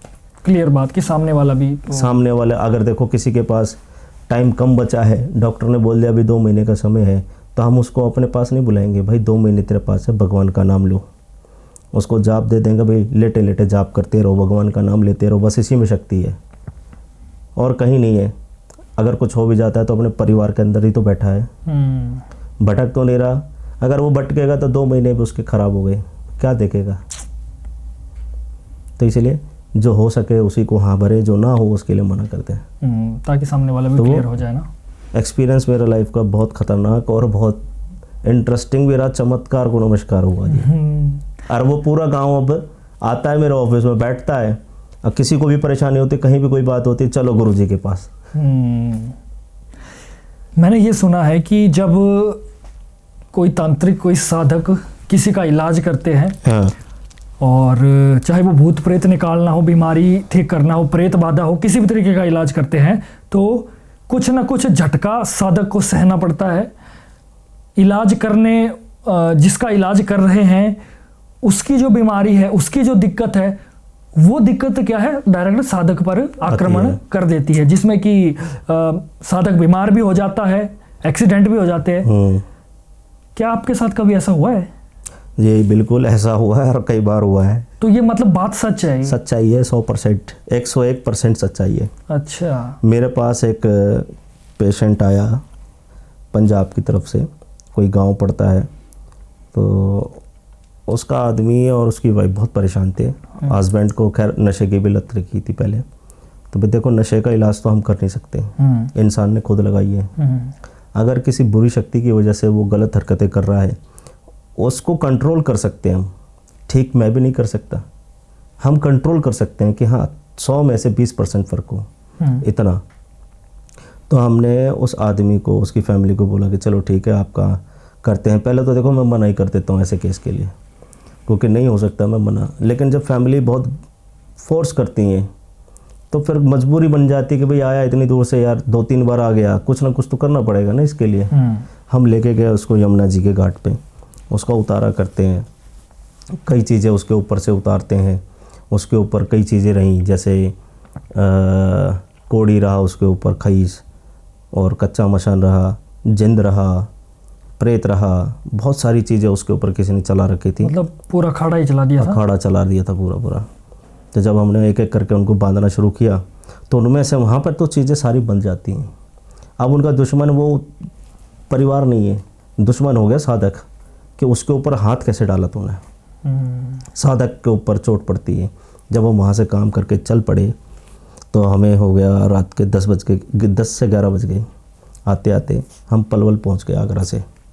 जब हम पलवल पे पहुँचे हमने कहा चलो ठीक है यार रोटी खा लेते हैं। तो हमने एक दुकान से अपना खाना लिया, खाना लेके अपनी गाड़ी में बैठ के आराम से खाने लगे। तो इतने दिन में क्या होता है कि हम जिस फ्लाईओवर के नीचे खड़े हैं, पुल ऊपर जा रहा है पलवल का फ्लाईओवर, हम फ्लाईओवर के नीचे खड़े थे दुकान के पास, गाड़ी में बैठ के रोटी खा रहे हैं। तो मेरा ड्राइवर है वो गाड़ी के बाहर था, मेरा चेला भी गाड़ी के बाहर था और मैं अंदर बैठा हुआ खाना खा रहा हूँ। तो एकदम से क्या होता है, चलते फ्लाईओवर के ऊपर से 30 किलो का लकड़ा इतना भारी, तो आके सीधा मेरी गाड़ी के ऊपर गिरता है। और वो कहीं नहीं गिरता, आगे पीछे कहीं नहीं, जिस तरफ मैं बैठा हूँ मेरे ही सर के ऊपर आके पड़ता है। और इतना गाड़ी की छत इतनी ऊंची होती है, वो आके दब जाती है इतनी बच गई मेरी। और वो गाड़ी का पूरा शीशा चटक गया, पूरा शीशा। जो गाड़ी अभी आप लेके आए वो वाली गाड़ी? हाँ जी, उस गाड़ी का पूरा शीशा चटका, वो अभी भी शीशा चटका, वो अभी भी नहीं बदला हमने। फोटो मुझे भेज देना अगर है, अभी तो मैं लगा दूंगा। भेज देंगे। अभी भी उस गाड़ी का शीशा वैसे का वैसा चटका हुआ है। उस समय तो मैंने हाथ से उठा दी छत थोड़ी सी, लेकिन मैं दिखाऊंगा अभी भी कहीं दबी पड़ी है, वो छत भी दबी पड़ी है और वो शीशा भी टूटा हुआ है। अगर वो छत कमज़ोर होती या फिर वो छत ना भी होती तो मेरे ऊपर वो सीधा गिरती। मतलब पॉइंट सीधा आपके ऊपर ही था? मेरे ऊपर ही पॉइंट था। देखो ये मेरा ड्राइवर भी बाहर खड़ा है, मेरा चेला भी बाहर खड़ा है, और भी पब्लिक आ रही है जा रही है, और भी गाड़ियां खड़ी हैं, किसी भी गाड़ी पे गिर सकता है। वो मेरे सिर के ऊपर ही क्यों गिर रहा है आके? और पहला निवाला मैंने जैसे उठाया है उसी समय गिर रहा है। ये तो महाराज की कृपा रही कि बच गया मैं, नहीं तो वो इतना भारी, छठे फ्लोर के आसपास तो फ्लाईओवर बनता ही है, उतना ऊंचे फ्लाईओवर से गाड़ी के ऊपर गिर रहा है। गिरने के बाद अगर सर पे फटता तो मेरा क्या होता? या तो मैं ऑन द स्पॉट डेथ कर जाता, या फिर मैं हॉस्पिटल में कोमा में पड़ जाता। ऐसी ऐसी चीज़ों का सामना करना पड़ता है जब किसी भी मरीज के ऊपर से हम कोई चीज़ उतारते हैं, अपने शरीर पर उसको बंधवाते हैं, तो जो परेशानी उसको है, किसी को पेट में दर्द है, किसी की छाती में जलन है, किसी का पूरा शरीर फट रहा है, तो वो हमको कुछ समय के लिए झेलनी पड़ती है। और अगर साधक कमज़ोर होगा, उसकी साधना में कमी होगी, तो वो उसी समय मर भी सकता है। बड़ा डीप बात बोली आपने भाई। साधक के लिए तो मौत हर पल इंतज़ार कर रही है। जितनी भी बुरी चीज़ें हैं जो एक आम आदमी नहीं झेल पा रहा, जो इंसान 3 महीने से सो नहीं रहा है, उस आदमी की आप परेशानी अगर हटा रहे हो और वो ठीक हो गया, आपके पास आ रही है, वो तो ठीक होके चले गए। आप उससे पूछिए कि तुम 3 महीने से कैसे जियो, आपको बताएगा मैं एक भी दिन सोया नहीं, मैं खाया नहीं, मैं पिया नहीं, मैं पागल हो गया, दवाइयाँ असर नहीं कर रही हैं, शरीर मेरा सड़ रहा है, फट रहा है, और वो चीज़ हम हटा रहे हैं, तो हमें क्या फ़र्क पड़ता होगा। लोग ये सोचते हैं कि आप तो भगत हो, आप तो महंत हो, आप तो गुरु हो, आपको कोई फ़र्क नहीं पड़ेगा। फ़र्क पड़ता है हमें भी, बहुत फ़र्क पड़ता है। हम किसी से बता नहीं सकते, हम अपनी बातों को दबा लेते हैं अंदर ही अंदर, कि अगर हम इन सब चीज़ों से डरने लगे तो और लोगों तक क्या मैसेज पहुंचेगा। हमारे जो चेले हैं, जो शिष्य तैयार हो रहे हैं, वो तो पहले डर जाएंगे, आगे बढ़ेंगे ही नहीं। तो ये सब चैलेंज होते हैं एक साधक के साथ। जो शमशान के अंदर भी साधना करने जाता है उसके लिए भी चैलेंज है कि जब तुम चिता के सामने बैठकर उसको साध रहे हो, वो चिता उठकर आपको मार भी सकती है। मतलब खुली आंखों से ये चीज़ हो सकती है? खुली आंखों से, दिन दिहाड़े, सुबह के सूरज में भी हो सकती है, रात की तो बात ही अलग है। वो इसलिए मारेगी कि तुम क्यों मुझे अपने वश में कर रहे हो। हाँ जी, मुझे आगे की तरफ जाने दो। देखो जेन्युइन सी बात है, जंगल में शेर को आप छेड़ोगे तो शेर आपके ऊपर भी हमला करेगा। शेर की छोड़ो, अगर आप जंगली कुत्ते को, गली के कुत्ते को भी लठ मारोगे तो वो भी काटेगा। यह तो इंसान की आत्मा है, मर गया उसको जाने दो ना उसके लोक में यार, क्यों उसको पकड़ना, क्यों बांधना, उसकी भी मुक्ति होने दो। सारी उम्र उसने गुजार दी अपने शरीर के साथ, पिछले जन्म का कर्म धर्म भोग के जा रहा है और फिर तुम उसको बांध रहे हो। तो ये तो अघोरी अपने चक्कर में करते हैं साधक, और ऐसी ही चीज़ें चोट मार देती हैं साधक कमज़ोर होता है तो। जो साधक 6 महीने पहले, 3 महीने पहले साधना करके बैठा है, जो नए नए साधक होते हैं ना, अब वो क्या सोचते हैं कि भी मैं जाके ये साधना सिद्ध कर लेता हूँ, ये जिन सिद्ध कर लेता हूँ, शमशान में चले गए चिता से उठा लूँगा। तो जब वो उठाने की कोशिश करता है उसके अंदर इतना साधना बल नहीं है। जब साधना बल नहीं होगा तो वो चीज़ आप पे चोट मार सकती है, और वो मारेगी, उसका अधिकार है। अपने आप की सुरक्षा करना भी तो ज़रूरी है ना। बिल्कुल बिल्कुल। जैसे हमने बताया था कि भाई किसी कुत्ते को आप डंडा मारोगे तो कुत्ता भी तो काटेगा, बेवजह किसी को क्यों छेड़ना। बिल्कुल, यही चीज़ है कि जब कोई आपको नहीं छेड़ रहा, आप भी किसी को मत छेड़ो। ये जो किसी को कोई बस में करता है, किसी शक्ति को, किसी चीज़ को, कोई मर गया उसको खींच रहा है, ये सब एक बोलते हैं ना प्रकृति के खिलाफ। ये सब चीज़ें प्रकृति के खिलाफ हैं। उसको मोक्ष की तरफ जाने दो। सारी ज़िंदगी अपना जीवन उसने वैसे चलाया, जन्म का अपने जन्म के कर्म भोगे, अच्छे बुरे सब भोग भाग के जा रहा है, उसको रोक रहे हैं तो वो तो चोट मारेगा ही मारेगा। बिल्कुल बिल्कुल। और जो साधक इस काम में अच्छी तरह से कंप्लीट हो चुका है, अच्छी तरह से उसको ट्रेनिंग मिल चुकी, तो वो तो कर सकता है। जो नए नए साधक हैं उन्हीं के अंदर ये उछलते रहते हैं, भाई मैं कर दूंगा। तभी लोग भी परेशान होते हैं। जो जैसे मान लो कोई साधक है, उसके पास कोई शक्ति है, और आप भी बाबा बुलाकी और काल भैरव जी के साधक हो, और आप में भी उनकी सवारी भी आती है, तो साधक की जब डेथ होती है तो ये मैंने सुना है कि उनको है अपनी जो सिद्धि है वो किसी को ट्रांसफ़र करनी पड़ती है, नहीं तो उनकी मौत बड़ी भयानक होती है। क्या ये सत्य है? अगर सत्य है तो इसके पीछे क्या कारण है?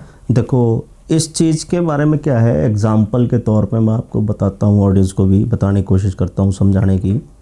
जैसे स्कूल में मास्टर है, टीचर है, उसने खुद पढ़ाई लिखाई करके, ग्रेजुएशन करके टीचर का कोर्स किया, टीचर बना।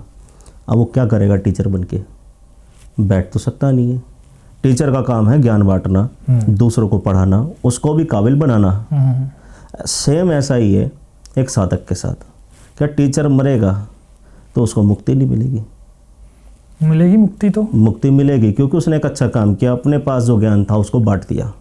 और अगर वो नहीं भी बांटेगा तो भी क्या उसको मुक्ति नहीं मिलेगी? तो भी मुक्ति मिलेगी।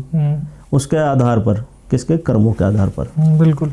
जब उसने अपने ज्ञान को नहीं बांटा तो उसके जीवन में कर्म और पुण्य दोनों देखे जाएंगे।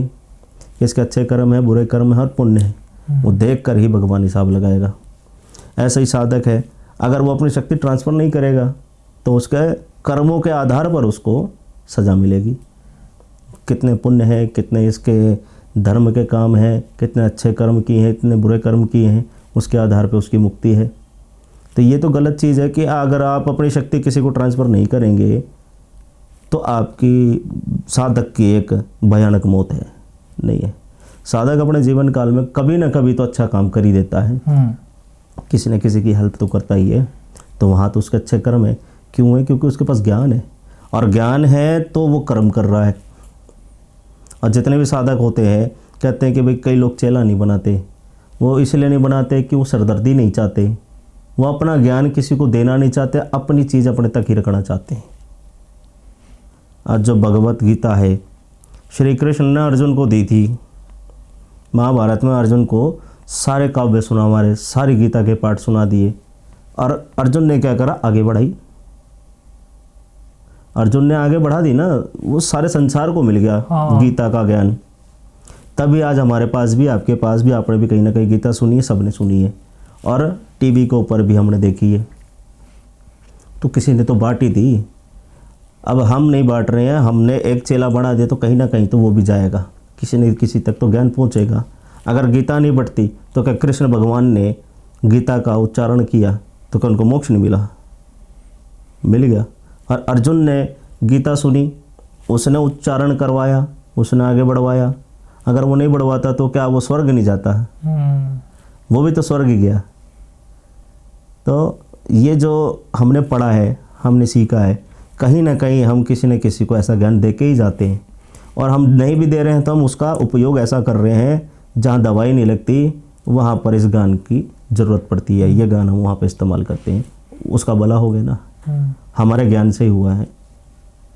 तो हमारी मुक्ति होगी कि नहीं होगी तो हमारे कर्मों के आधार पे है। ये ज्ञान की बातों से नहीं है। ज्ञान तो भगवान ने दिया है, हम आपके सामने बैठे हैं, बात कर रहे हैं, जनता भी सुन रही है।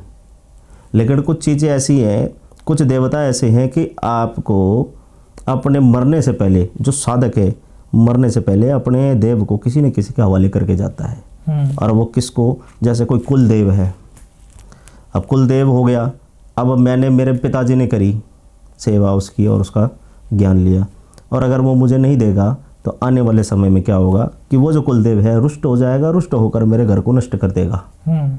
तो इसलिए वो ज्ञान देना जरूरी है साधक को, और कोई रीज़न नहीं है कि ऐसा है वैसा है।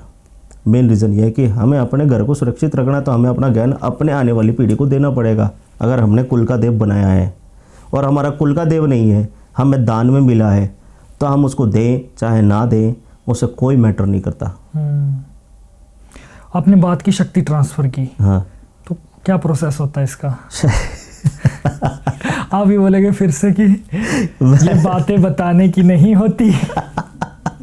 वाकई में वही शक्ति ट्रांसफ़र जो है, मेरे से अभी किसी ने ना पिछली पॉडकास्ट में एक बच्चे का कमेंट आया था कि शक्ति ट्रांसफ़र ऐसी है कि मैं करवा सकता हूँ, मैं विदेश में बैठे हुए लोगों को भी शक्ति ट्रांसफ़र कर सकता हूँ। अच्छा, तो इस बात को मैं कहूँगा, देख भाई, शक्ति ट्रांसफ़र का मतलब जो है, जब तक गुरु धारण नहीं होगा, पिछली वीडियो में भी कहा है और अब भी कहूँगा, जब तक गुरु धारण नहीं होगा तब तक शक्ति ट्रांसफ़र नहीं हो गई। और एक बार गुरु धारण हो गया, उसके बाद चाहे बच्चा शिष्य विदेश में हो, चाहे 1000 किलोमीटर हो, 10,000 किलोमीटर दूर हो, कहीं पर भी हो, शक्ति ट्रांसफ़र होगी।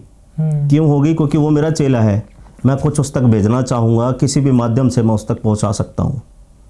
और दूसरी चीज़, मेरा चेला नहीं है भाई, वो अमेरिका में बैठा, वो लंदन में बैठा, दुबई में बैठा, और उसने मेरे को कहीं से देखा, किसी से बातचीत करी, तो कह रहा गुरुजी मुझे शक्ति ट्रांसफ़र चाहिए, वो तो मैं फ्रॉड कर रहा हूँ। फिर बेटा ठीक है, तो 2 मिनट आंख बंद करके बैठ, अभी तेरे पास मैंने शक्ति भेजी, चल देख तू आजमा के। अब वो लड़का भी ये सोच रहा है कि मुझे शक्ति चाहिए, अपने माँ बाप से छुप के ले रहा हूँ, कुछ ना कुछ तो कहना पड़ेगा, नहीं तो गुरुजी निकल जाएंगे हाथ से। तो वो थोड़ा सा झूठ लड़का भी कह रहा है, और पूरा झूठ ये गुरु कह रहा है कि शक्ति ट्रांसफ़र कर दी बेटा, ला 1 लाख रुपए भेज दे मुझे, ट्रांसफ़र कर फटाफट। ये शक्ति ट्रांसफ़र का जो ड्रामा है, ये सरासल क्या है, आजकल जो लाइव आने के बाद लोग बैठे हैं ना कि शक्ति ट्रांसफ़र भी कर देते हैं, आपके घर पे यहीं से बैठे बैठे इलाज कर देंगे। मेरे सामने हो, मैं जूता उठा के मारूँ ने, सही में।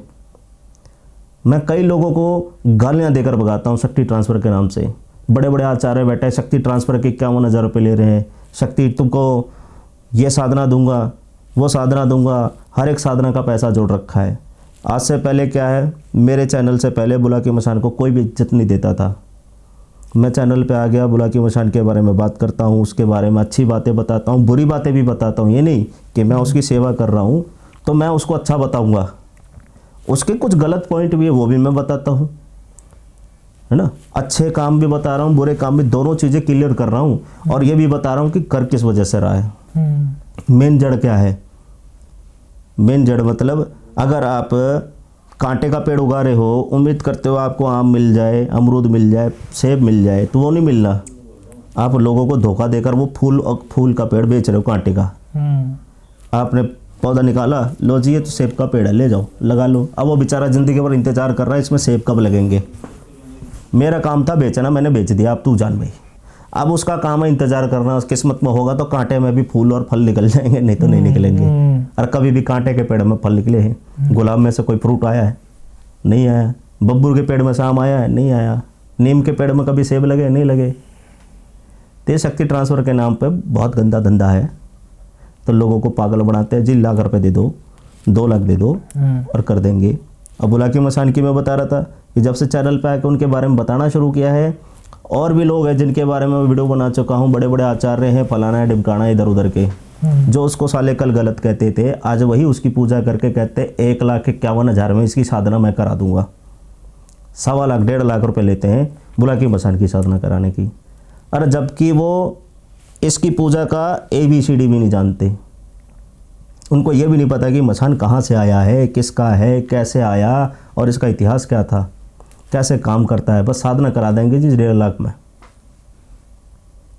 पहले उसको कहते ये बलि लेता, वो बलि लेता। पंडित होकर तुम वो बलि दे रहे हो क्यों? लालच है, भी पैसे आएंगे ना।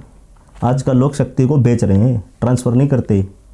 ट्रांसफ़र करने का तरीका यही है कि मैं अपने चेले को रीति रिवाज के हिसाब से चेला बनाऊंगा, गुरु धारण करूंगा और मैं उसको अपना देव दूंगा।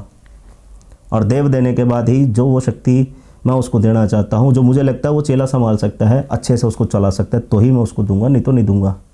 अब एक बात बताओ, मैं किसी भी आदमी को नहीं जानता, XYZ मेरे पास फ़ोन आ रहा है, गुरुजी मुझे शक्ति ट्रांसफ़र करना है, आप मुझे दे दो, 2 लाख रुपए मैं देने को तैयार हूँ।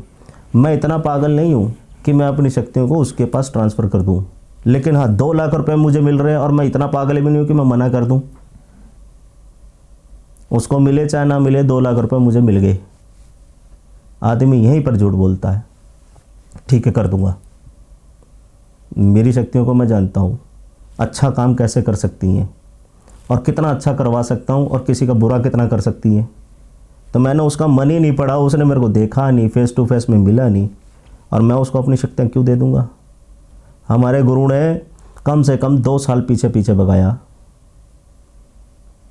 जब कोई चेला बनता, आज तो फिर भी 1-2 साल देखते थे। मेरे गुरु ने मुझे टाइम दिया देखने का, जब जाके मेरे को चेला बनाया। पहले के जो गुरु थे 5-5 साल तक अपने चक्कर कटवाते थे, अपने घर के बर्तन मजवाते, झाड़ू मजवाते थे, सफाई करवाई, जा बेटा राशन लिया, पैसे दे, उनके फटे कच्चे तक धोए हैं, तब जाके उन्होंने चेला बनाया।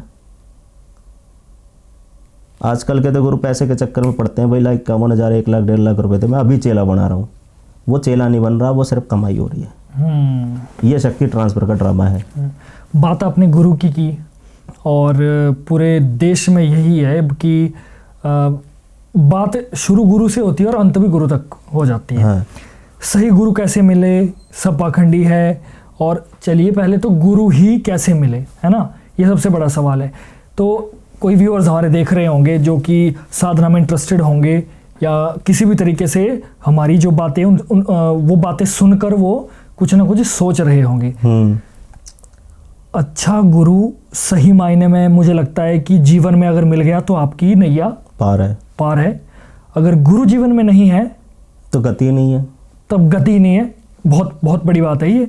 बिन गुरु गति नहीं, बिन गुरु ज्ञान नहीं। हाँ, और गुरु शिष्य की परंपरा बड़े उस समय से चली आ रही है, और इस समय में आज के दौर में इंसान भूल रहा है गुरु का असली महत्व। तो मैं ये जानना चाहता हूँ कि सही गुरु को ढूंढने का क्या तरीका है? क्या कोई मंत्र जाप हम करें ऐसा जिससे कि हमें हमारा जो हमारे प्रारब्ध में जो गुरु लिखा है, जो हमारी किस्मत में गुरु लिखा है, उससे हम नज़दीक आ सकें या गुरु हमसे मिल सके? या कोई और तरीका है जो हमारे दर्शकों को आप बता सकते हैं जिससे कि उन्हें जिससे कि उनको गुरु की प्राप्ति जल्दी हो सके? देखिए भाई, जितनी भी ऑडियंस है, किसी भी गुरु को मिलना एक सौभाग्य की बात है। और आजकल के लोग हैं ना, गुरु के पीछे बहुत पागल हैं। और मैं ये नहीं कह सकता किसी का गुरु अच्छा है या किसी का गुरु बुरा है, या गुरु की पहचान करना मेरे जैसे साधक के लिए अच्छी बात नहीं है।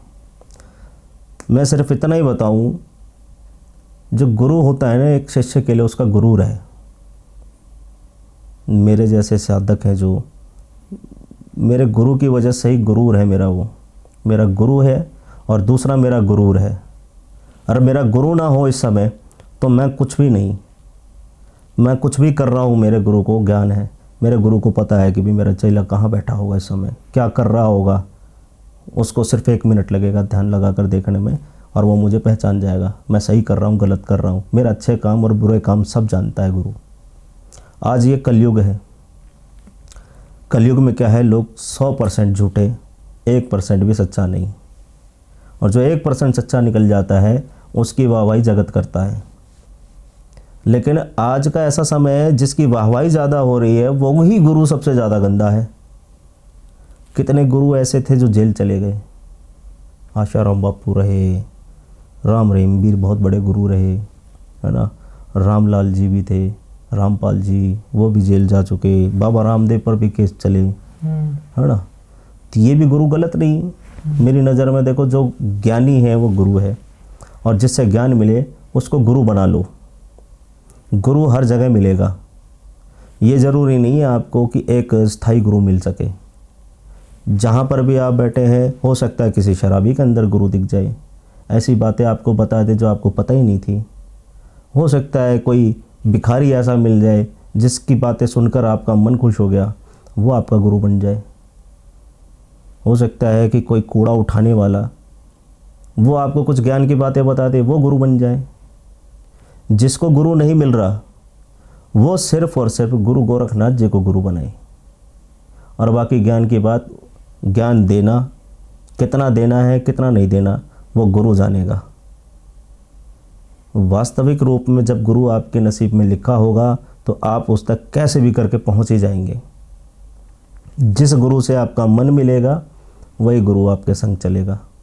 जब तक गुरु से मन ना मिले तो वह गुरु किसी काम का नहीं। सबसे बड़ी बात है, किसी भी गुरु के पास बैठे हैं तो उससे आपका मन मिलना बहुत ज़रूरी है। गुरु आपको समझ रहा है और आप गुरु की भावना समझ रहे हैं। गुरु वही है जो बिना कहे समझ जाए, आंखों से आंखों की भाषा पड़ गई, भाई तू कितना परेशान है, कितना दुखी, मन के भाव को जो जान जाए वो गुरु है। गुरु के सामने आते ही सारे आपके प्रश्नों के उत्तर मिल जाए, और जो है, जो मन है आपका, वो कहते हैं ना, एक खुशी हो जाती है अंदर गुरु के मिलने से। बिल्कुल जैसे भगवान मिल गया। तो मेरा कहना इतना ही है, जो भी गुरु के चक्कर में फंसे हुए हैं, किसी भी गुरु को, उनको पता है कि भाई मेरा ये गुरु है, मुझसे पैसे खा रहा है, मुझसे पैसे खींच रहा है। भाई देखो, जिसको गुरु मिल गया वो सौभाग्यशाली। अच्छा है बुरा है, कोई भी कैसा भी गुरु है अगर आपके पास है तो उसको पकड़ के रखो, भले पैसे खाता हो सकता है अभी लालची हो, लेकिन आपको सिखा तो रहा है कि बेटा लालच में कभी नहीं पड़ना। जैसे मैं फंस चुका हूँ, अपनी साधनाओं को बिगाड़ता जा रहा हूँ, उससे भी सीखने को मिल रहा है। पर मैक्सिमम गुरु घंटाल बैठे हैं आजकल। बिल्कुल है, घंटाल तो ऐसे हैं हर गली और हर कोने में है। माफ़ करना, हम ज़रा शब्दों का ये कर देते हैं, क्योंकि जिस शब्दों में ऑडियंस समझती है उस शब्दों का प्रयोग करना ज़रूरी है। तो गुरु ऐसा ही है ना कि हर गली में हर कोने में अपने आप को एक गुरु बना के बैठा है। इतना ज्ञान किसी के पास नहीं, मेरे पास भी नहीं है।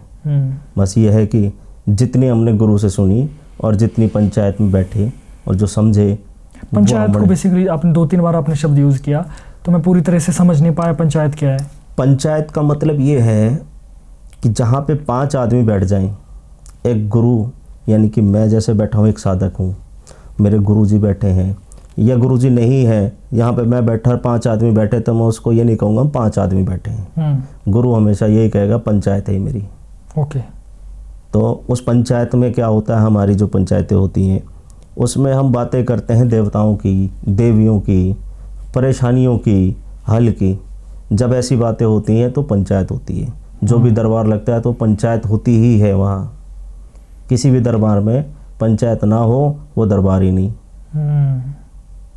और पंचायत को पंच परमेश्वर कहते हैं। तो उस हिसाब से हमारी जो लाइन है गुरु के द्वारा, उसमें हम पंचायत का बहुत बड़ा महत्व रखते हैं। कोई बात फंस गई तो पंचायत ने इजाज़त दी कि भाई इस देवता को हाजिर करना है और इसको बुलाया जाए पंचायत में, तो देवता भी आके सिर नहीं उठाता उस पंचायत के आगे। उस समय चाहे कोई भी देवता को गाली दे दे, कुछ भी कह दे, तो गुरु को वो जवाब नहीं दे सकता, क्योंकि पंचायत उस समय भगवान के रूप में बैठा है। उसको पता है कि ये देवता गलती कर रहा है और इसको सज़ा मिलनी चाहिए, तो सुनता है। न्याय के लिए बेसिकली ना, पंचायत न्याय के लिए होती है। बात गुरु की चली थी, तो एक आखिरी सवाल है मेरा इसमें। और जैसे कि मैंने ये भी सुना है कई साधकों से कि मेरे जो गुरु है वो सूक्ष्म में है, उनका स्थूल शरीर नहीं है, वो सूक्ष्म में है, और जब मैं ध्यान में होता हूँ तो वो मुझे आज्ञा भी देते हैं, मेरे लिए कृपा भी मुझ पर रखते हैं, मेरा बचाव भी करते हैं। तो क्या बिना शरीर वाला गुरु सिर्फ सूक्ष्म में एक एनर्जी के रूप में है, क्या वो भी एक गुरु कहलाया जा सकता है, या फिर हमें फिजिकली ही गुरु की ज़रूरत होती है? देखो, जो भी साधक साधना में बैठा है उसका गुरु अगर इस दुनिया में नहीं है, सूक्ष्म हो गया या परलोक चला गया या मोक्ष हो गया उसका, पहले था वो गुरु, मतलब पहले था, ओके, तो उसको सूक्ष्म दिखता है ना, तो पहले था पर अब होना वो नहीं चाहिए। है। हाँ। अब वो पहले जब तक देहधारी गुरु था तब तक वो पंचायत में आपके सामने बैठकर देवता से काम करा सकता है, आपके किसी भी काम को सरलता से निपटा सकता है, तो उसका वचन गुरु के वास्तविक रूप से चलेगा। जब गुरु अपनी देह को छोड़ देता है या समाधि ले गया या मोक्ष को प्राप्त हो गया तब भी वो गुरु कहलाएगा। क्यों कहलाएगा? वो आपका प्रेम गुरु है। उसके बाद भी आपको एक वास्तविक गुरु को चाहिए, देहधारी गुरु चाहिए। जैसे गुरु गोरखनाथ जी के बहुत शिष्य हैं, गुरु गोरखनाथ जी को सभी गुरु मान के चलते हैं, लेकिन वास्तविकता में गुरु जी नहीं है इस समय। तो हम सिर्फ उनका ध्यान करके, चिंतन करके उनसे अपनी मन की बात कह सकते हैं, और गुरु गोरखनाथ जी के आदेश से ही काम हो जाते हैं। लेकिन हमें जो शिक्षा दे, हमें जो सही कर्मों पर चलाए, सही कदमों को सही राह पर लेके जाए, वैसा गुरु चाहिए जो हमें मार्गदर्शन करे। उसके लिए देहधारी गुरु बहुत ज़रूरी है। देवता को कैसे चलाना है, देवता अच्छे कैसे चलेंगे, बुरे कैसे चलेंगे, बुरे कौन है, अच्छे कौन है, उसकी परख कैसे होती है, पंचायत में बिठाकर, अखाड़े में बिठाकर उनसे काम कैसे किया जाता है, यह सिर्फ आपको एक देहधारी गुरु ही सिखा सकता है। तो एक गुरु आपको ऐसा चाहिए ही चाहिए, जो कि हमारे जैसे ही वास्तविकता में हो। हाँ, उसके बिना तो मुश्किल उसके बिना तो सिर्फ उसका वचन चलेगा। जिस शिष्य का गुरु इस समय नहीं है, वो साल 2 साल तक तो ठीक रहता है। उसके बाद क्या होता है, कुछ चीज़ों वो फंस जाता है। जैसे कोई छलावा आ गया, कोई छलिया आ गया, घर के अंदर घुस गया, दिखता कुछ है, कभी हनुमान जी बन के आ गया, कभी काली बन गया, कभी कुछ बन गया, कभी प्रेत बन गया, पिशाच बन गया, डायन बन गया, बेताल बन गया, कुछ भी बन गया। उसको समझ नहीं आ रहा है कि ये चीज़ क्या है। उस चीज़ को समझाने के लिए वो गुरु खुद एक बंधन में बंधा हुआ है, एक दैवी शक्ति में बंधा हुआ है। जो काम वो जीते जी कर सकता था, वो मरने के बाद नहीं कर पाएगा। मरने के बाद वो अपने हाथ से जोत नहीं दे सकता, अपने हाथ से लौंग नहीं दे सकता, अपने हाथ से प्रसाद नहीं चढ़ा सकता। वो खुद प्रसाद का मोहताज हो गया। वो खुद मोहताज हो गया कि मुझे 2 लौंग चढ़ा दी जाए, मुझे कुछ खाने को मिल जाए। तो वैसा गुरु आपको कुछ नहीं सिखा पाएगा। सिर्फ उसका वचन चलेगा आपके घर की दीवान में कि भाई मेरे गुरु जी ये थे, इस गुरु का नाम रहेगा। वास्तविकता गुरु वाला वो आपको सिखाएगा आगे की कहानी, छलावा कैसे पकड़ा जाए। वो बार भेष बदल रहा है तो क्या चीज़ हो सकती है। एक नहीं 100 देवताओं को आगे करेगा, बार उसके ऊपर प्रयास करेगा और चेले को वहाँ से निकाल कर लाएगा। जैसे आपने बात की छलावे की, छलावा क्या होता है, और आपके साथ भी कभी कोई एक्सपीरियंस हुआ है क्या छलावा का? देखो भाई, छलावे के नाम से तो ये बॉडी के जन्नाटे से चालू हो गए। था क्या कोई एक्सपीरियंस है? बहुत ख़तरनाक छलावा ऐसा एक्सपीरियंस हुआ। ये लॉकडाउन के बाद, लॉकडाउन से पहले ये बात की बात है, पहले नहीं, हाँ लॉकडाउन के फर्स्ट लॉकडाउन के बाद की बात है। जब सेकंड लॉकडाउन खुला था, 2 दिन की छुट्टी होती थी कि 2 दिन आप आ जा सकते हो कहीं भी, जिसमें 4 दिन बंद और 2 दिन खुले हुए। तो उस समय मेरा एक चेला है जिसके पास पीरों की शक्ति है, जो अमरोहा के अंदर सिद्ध है, मामा भांजे की दरगाह है, तो उनके वंशज में आता है, उनके उसमें आता है। तो उनके घर की दीवान में सबसे बड़े पीर है, बड़े मियाँ छोटे मियाँ, बड़ी सरकार छोटी सरकार, मामा भांजे। तो उसके गांव में, उसका गांव पड़ता है कसाना, सियावली गांव। तो वहाँ लेके गया, कोई केस था, और एक केस नहीं थे भाई, 5-6 केस 5-6 फैमिलियों ने इकट्ठा बुलाया। अच्छा। 3 गाड़ियाँ हम लेके गए यहाँ से, मेरे 10-12 चेले और उसका पूरा परिवार। गांव पहुँचे तो अपने जब उसके ससुराल से निकले हम उस गांव में जाने के लिए, कम से कम 80 किलोमीटर का डिस्टेंस रहा होगा सियावली से कसाना जाने के लिए। तो जब रास्ते में जा रहे हैं हम, जैसे गांव से निकले कोई चीज़ हमारे पीछे पीछे चल पड़ी, जिसका आभास हो रहा है पूरा, मुझे भी मेरे चेलों को भी। पहले मैंने सोचा कि मुझे ही कुछ हो रहा है, धक धक सी हो रही है दिल में, मैं घबराहट सी हो रही, मैंने कुछ तो है यार, समझ में नहीं आ रहा क्या है। तो मैंने चेलों को पूछा, मैं तुम्हें कुछ फील हो रहा है, महसूस हो रहा है? कह रहे गुरुजी महसूस की बात कर रहे हैं तो पसीने आ रहे हैं, गाड़ी में एसी चल रहा है, पसीने आ रहे हैं। मैंने कहा क्या बात है, गर्मी का मौसम है बहुत खतरनाक, और यूपी का तो आधा क्षेत्र ऐसा है सड़कों पे लाइट नहीं, जंगलों के बीच में से गाड़ियाँ जा रही हैं खेतों के अंदर अंदर।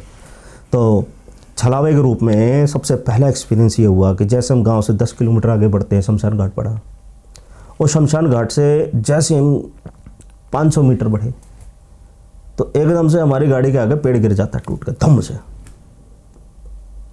गाड़ी लगा लो 20 मीटर आगे हमारी गाड़ी के पेड़ गिर जाता है अपने आप ही। रात के टाइम कुछ नहीं, कोई नहीं, ना लंगूर ना बंदर ना कोई जानवर, बट से पेड़ गिर जाता जी। फिर रास्ता बंद, तो हमने उतरने की हिम्मत नहीं करी, तो वापस गाड़ी घुमा के दूसरे रास्ते से ले गई। अब दूसरे रास्ते से लेके जाते हैं तो हमें एक बड़ा बिलोटा मिलता है, बिल्ला एकदम काला बिल्ला आके सीधा गाड़ी पे खड़ा हो गया, बोनट के ऊपर ही, जिसमें बैठा हूँ उसी पे आके खड़ा हो गया। और ड्राइवर घबरा गया, उसने वाइपर चले, गाड़ी डिसबैलेंस कर दी। तो वहाँ से भी हम जैसे तैसे निकल गए। फिर वही बिल्ला आगे 20 किलोमीटर पे मिलता है, फिर से सेकंड टाइम 20 किलोमीटर पे मिलता है वो बिल्ला। अब मिलता है हमें क्रॉसिंग करता हुआ। अब हम बड़े ध्यान से जा रहे हैं कहीं दोबारा कोई हादसा ना हो जाए, क्योंकि जंगल है बीच में, कोई दिक्कत हो गई तो रात को वहाँ पे कोई भी नहीं आने वाला हमें देखने के लिए कि क्या हुआ क्या नहीं हुआ। चाहे गाड़ी खराब हो, चाहे गाड़ी खराब, कुछ भी हो गया, हमें कोई देखने वाला नहीं, किसी को पता भी नहीं, हम जंगल में खड़े हैं। वो बिलोटा रास्ता काट जा रहा है, हम देख रहे हैं, निकलने दो जी। फिर जैसे तैसे वहाँ से 2 मिनट रुक के फिर आगे बढ़े, आगे निकल के जाते हैं तो फिर एक बड़ा नाग मिलता है, सांप। और ऐसा सांप नहीं कि एक पतला सा सांप होता है और गया, ऐसा सांप मिला कि वो कम से कम क्या बताऊं 8-9 फीट का सांप, 8-9 फीट का सांप, इतना भारी भरकम, अगर हम उसको उठा के तोलेंगे तो 70-80 किलो का सांप होगा, इतना बड़ा, इतना मोटा भारी सांप। और आके बीच में कुंडली मार के बैठ जाता है फन निकाल के इतना, और उसने जब फन निकाला तो इतना, दोनों हाथ भी छोटे पड़ते होंगे, इतना चौड़ा सांप, उसका मुंह, इतना बड़ा सांप। हाँ जी। गाड़ी का बोनट आप इतना मान लो, इतना बोनट से ऊंचा आ रहा था वो जब उठ रहा था, तो वो रास्ता भी हमें क्रॉस करना बड़ा मुश्किल हो गया। जैसे तैसे हम वहाँ से फिर साइड वाइड मार के जैसे तैसे निकले। निकलने के बाद फिर थोड़ी दूर गए, फिर हमें वो बिल्ला मिल गया जी। फिर से वो बिल्ला मिल जाता। अब सब डर गए, जितने भी थे, 3 गाड़ियाँ चल रही थी, सबके सब वहाँ उतर के क्या करते हैं, आके बात करते हैं, अगर गुरुजी ये बड़ा क्या हो रहा है, या पहले पेड़ गिर रहा है, फिर 2 बार बिल्ला मिल गया, फिर सांप मिल गया, क्या चक्कर है। अब मैं उनको क्या बताऊं, मैं अगर बता देता हूं कि भैया छलावा है, ऐसा है वैसा है, तो सारे घबरा जाएंगे, क्या करेंगे, कहेंगे गुरुजी अभी क्या, अभी वापस चलो। अब दिल्ली से हम कितने किलोमीटर दूर बैठे, 250-300 किलोमीटर दूर बैठे हैं। अब वापस भी आना मुश्किल है, और ना गए पार्टी के घर तो वहाँ बंदे परेशान हैं, बहुत ज़्यादा दिक्कत हो रही है। अब हम अभी आप जा ही रहे हो? हाँ, अभी रास्ते में ही हम, मुश्किल से मुश्किल हमने 30 किलोमीटर का रास्ता पार किया है। अच्छा। 80 किलोमीटर का रास्ता बाकी था, 30 किलोमीटर में ही हमें 4 बार रुकना पड़ गया, मामला ऐसा खराब। फिर थोड़ा सा और आगे बढ़ते हैं, जैसे ही हमने क्या सोचा कि भाई ये तो मामला इधर से ख़राब हो गया, हमें काम करते हैं, भैरव जी की सिगरेट जलाते हैं, और भैरव जी का कुछ इंतज़ाम बनाते हैं। पहले ही भैरव जी की सिगरेट हमने जलवाई, सारी जलवा के 2 मिनट वहाँ ध्यान करके भैरव जी का अपना निकले आगे। तो थोड़ा सा और आगे जाते हैं, वहाँ से 10-20 किलोमीटर और, तो एकदम से एक आदमी आता भागता हुआ रोड पे, और वो कहीं नहीं आ रहा, वो हमारी गाड़ी के बीचों बीच आ रहा है। मैं ड्राइवर मेरी तरफ कह रहा है, गुरुजी मैं क्या करूं, मैं क्या करूं। मैंने कहा भाई तू उड़ा दे, रोकना नहीं है, उड़ा दे इसको। और ऐसा 6 फीट का आदमी, धोती पहने हुए बढ़िया, और फटी सी बनियान पहने हुआ, हाथ में डंडा लिया, और दौड़ा चला रहा, और हाथ दिखा रहा, रुक जाओ रुक जाओ रुक जाओ रुक जाओ। अच्छा, गाड़ी आपकी चल रही है और वो सीधा सीधा आ रहा, वो इधर उधर भी नहीं जा रहा, सीधा आ रहा है, सीधा आ रहा, कहीं नहीं रुक रहा। इतना तक हाँ जी, था। डरे हुए ना सारे के सारे। अब क्या करें, हम रुकेंगे तो पीछे के रुकेंगे, सबसे आगे मैं ही चल रहा हूँ गाड़ी में। जैसे गाड़ी लेकर गए, आगे चढ़ा दी, पता चला हमारे बोनट में धक्का खा के गायब। गायब, बिल्कुल गायब। धक्का खाया, जैसे बोनट पे टच हुआ, धम सी आवाज आती है, धम आवाज आने के बाद बिल्कुल खत्म, धुआं। ड्राइवर की हालत खराब हो गई है। ड्राइवर कहता मैं नहीं जाऊंगा गुरुजी आगे इसके। तो मतलब ऐसा देखने की कोशिश किया आपने कि बंदा ही तो नहीं था कोई सच में? जब वो गायब ही हो गया तो क्या अच्छा, देखेंगे? एकदम से डिसॉल्व ही हो गया। हाँ जी, डिस्ट्रॉय हो गया, बिल्कुल मिट्टी हो गया, धुआं बन गया। अच्छा अच्छा, तब तो दिखती बात है, इंसान तो था ही नहीं वो। कुछ भी नहीं था। तो काल भैरव का आशीर्वाद ना होता तो हम तो 3 गाड़ी में गए थे, 10-12 बंदे, हम तो जंगल में पड़े पाते, मरे हुए कहीं ना कहीं, कोई कहीं पड़ा, कोई कहीं पड़ा। फिर वहाँ से मोर चल दी भैया, अब रुकना ही नहीं कहीं। फिर एकदम पता नहीं कहाँ से बहुत सारे बंदर आ गए, काले मुंह के लंगूर जो होते हैं, बहुत सारे बंदर आए। और जब बंदर आ गए तब थोड़ा दिल शांत हुआ, क्योंकि लंगूर जो होता है भैरव का रूप होता है।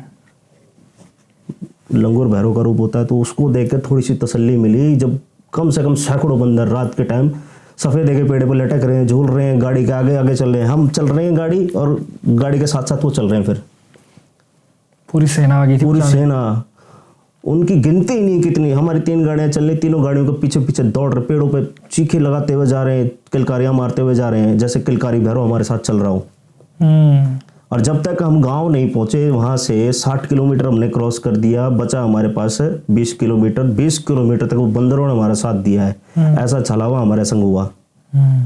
और वो ड्राइवर वापसी उस रोड से आने के लिए मना कर गया, भाई मैं नहीं जाऊंगा गुरुजी यहाँ से, और रास्ता भी कोई नहीं।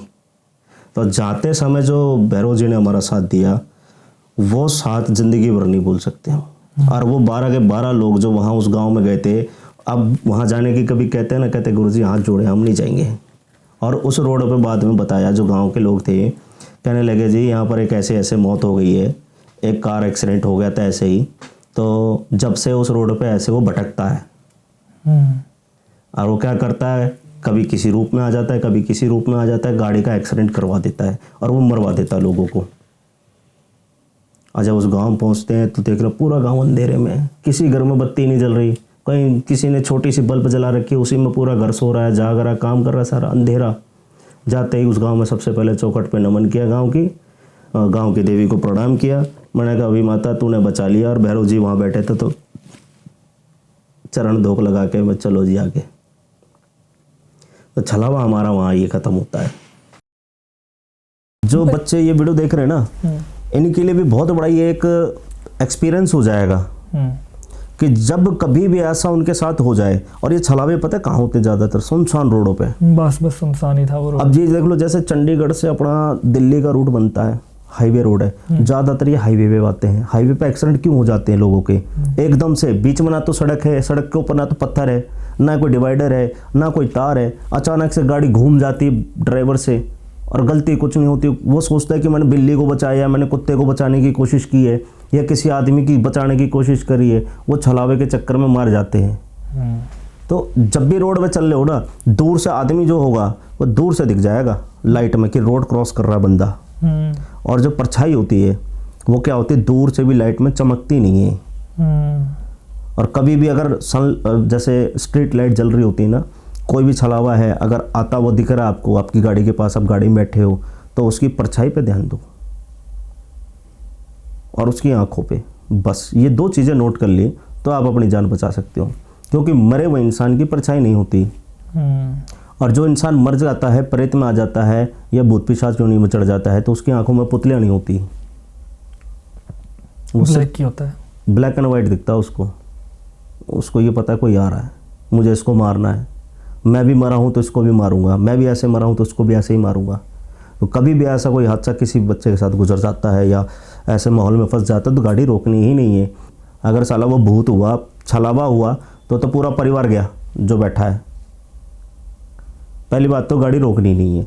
और अगर आपको एकदम से लगता है कोई अचानक से आ गया है, वो आपको मारने आया, आप उसको नहीं मारोगे तो आप मारे गए। क्योंकि इंसान हो तो अगर है भी तो उसका पता लग जाता है। इंसान होगा ना तो एक बार आते हुए रुकेगा। आपकी गाड़ी स्पीड में ना, वो इतना पागल नहीं है कि मैं रोड क्रॉस कर रहा हूँ और एकदम से पक जाऊँ। वो गाड़ी आता हुआ देखेगा, आगे पीछे होकर रुकने की कोशिश करेगा, आप समझ जाओगे कि भाई गाड़ी रोकनी चाहिए, साइड में से निकाल लूँ। और जो ऐसी चीज़ें होती हैं ना वो डायरेक्ट आपकी गाड़ी की तरफ ही आती हैं। हाँ, दिखती बात है, अगर कोई सेंटर से दौड़ के आपके पास आ रहा है तब तो। हाँ, और ऐसा लगता है कि कई बार ऐसा फील होता है जो ये छलावे होते हैं अपने हाथ में कोई ना कोई इनके पास हथियार होता है। जैसे हथियार मतलब कोई बुजुर्ग मर गया है तो उसके पास लाठी डंडा है, कोई जवान है या जिस चीज़ से मरा है, या मान लो बाइक एक्सीडेंट में कोई मर गया है या कोई कार एक्सीडेंट में मर गया है, तो उसको वो अपनी कार के साथ ही दिखेगा, बाइक के साथ ही दिखेगा, आएगा आपकी गाड़ी में लाके बाढ़ देगा। आपको ऐसा लगेगा कि वो मर गया यार, गाड़ी वाला मर गया, ठुक गई कार हमारी, वो ठोक कर आपको निकल जाएगा, भ्रमित कर देगा, आपकी गाड़ी का कांच टूट गया, शीशा टूट गया, सब कुछ हो गया। आप उस बंदे को देखने के लिए निकलोगे, इतनी देर में आपका काम खराब उड़ा देगा। तो ये ध्यान रखने की चीज़ है। कोई भी छलावा आपको 2-3 बार, 1 से 2 बार अगर आगे पीछे लगता है तो गाड़ी रोकनी नहीं, आप चलते चलो अपनी मस्ती में, रोकने का कोई मतलब नहीं। लेकिन इसमें ऐसा भी हो सकता है ना कि क्या पता कोई इंसान सच में कोई मदद के लिए आया है, तो क्या पता कोई इंसान ऐसा ये ना नितेश भाई, आजकल भलाई का ज़माना नहीं।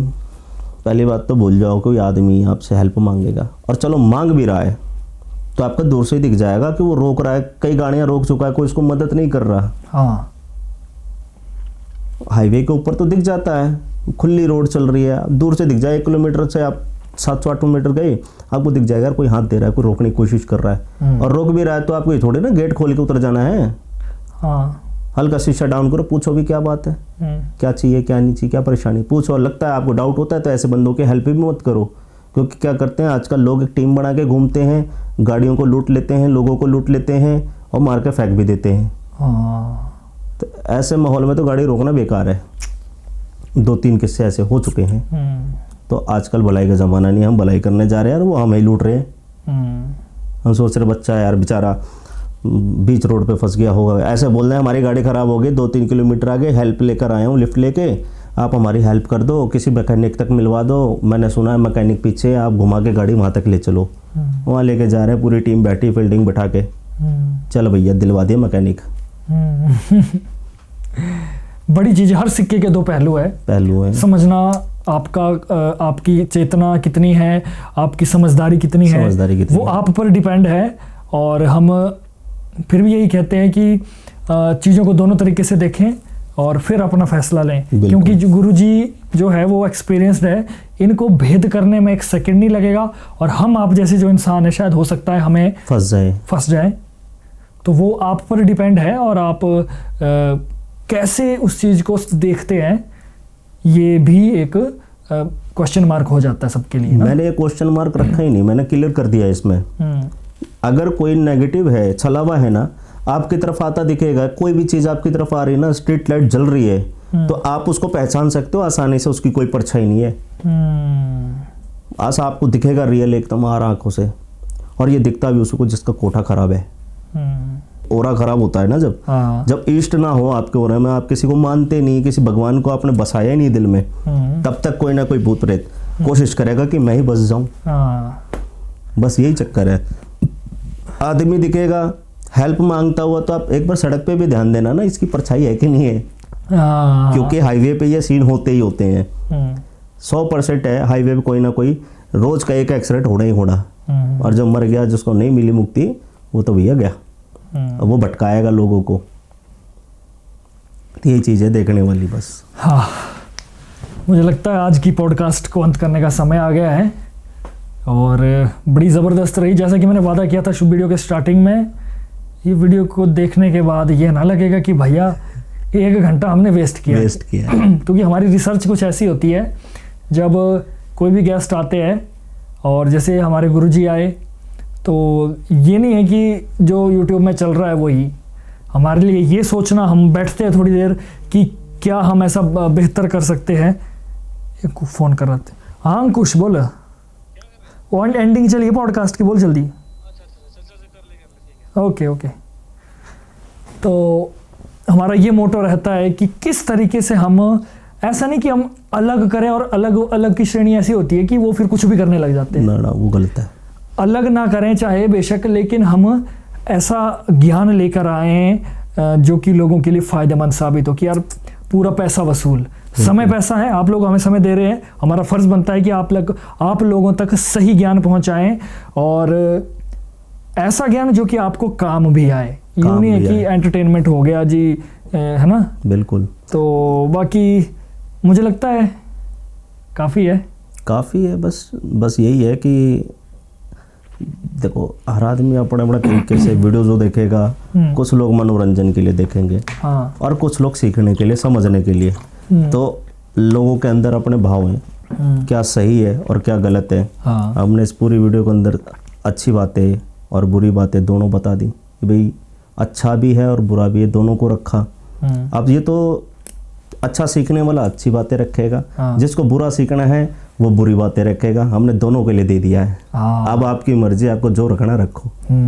और आपको ये भी देखना है कि आने वाले टाइम में क्या हो रहा है, कैसे हो रहा है, लोग कैसे हैं और कैसे कैसे लोग मिल सकते हैं इस फील्ड के अंदर।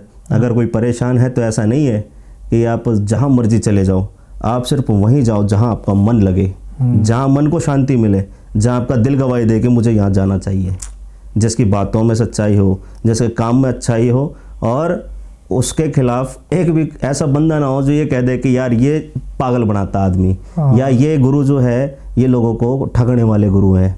ऐसे गुरुओं के पास नहीं जाना।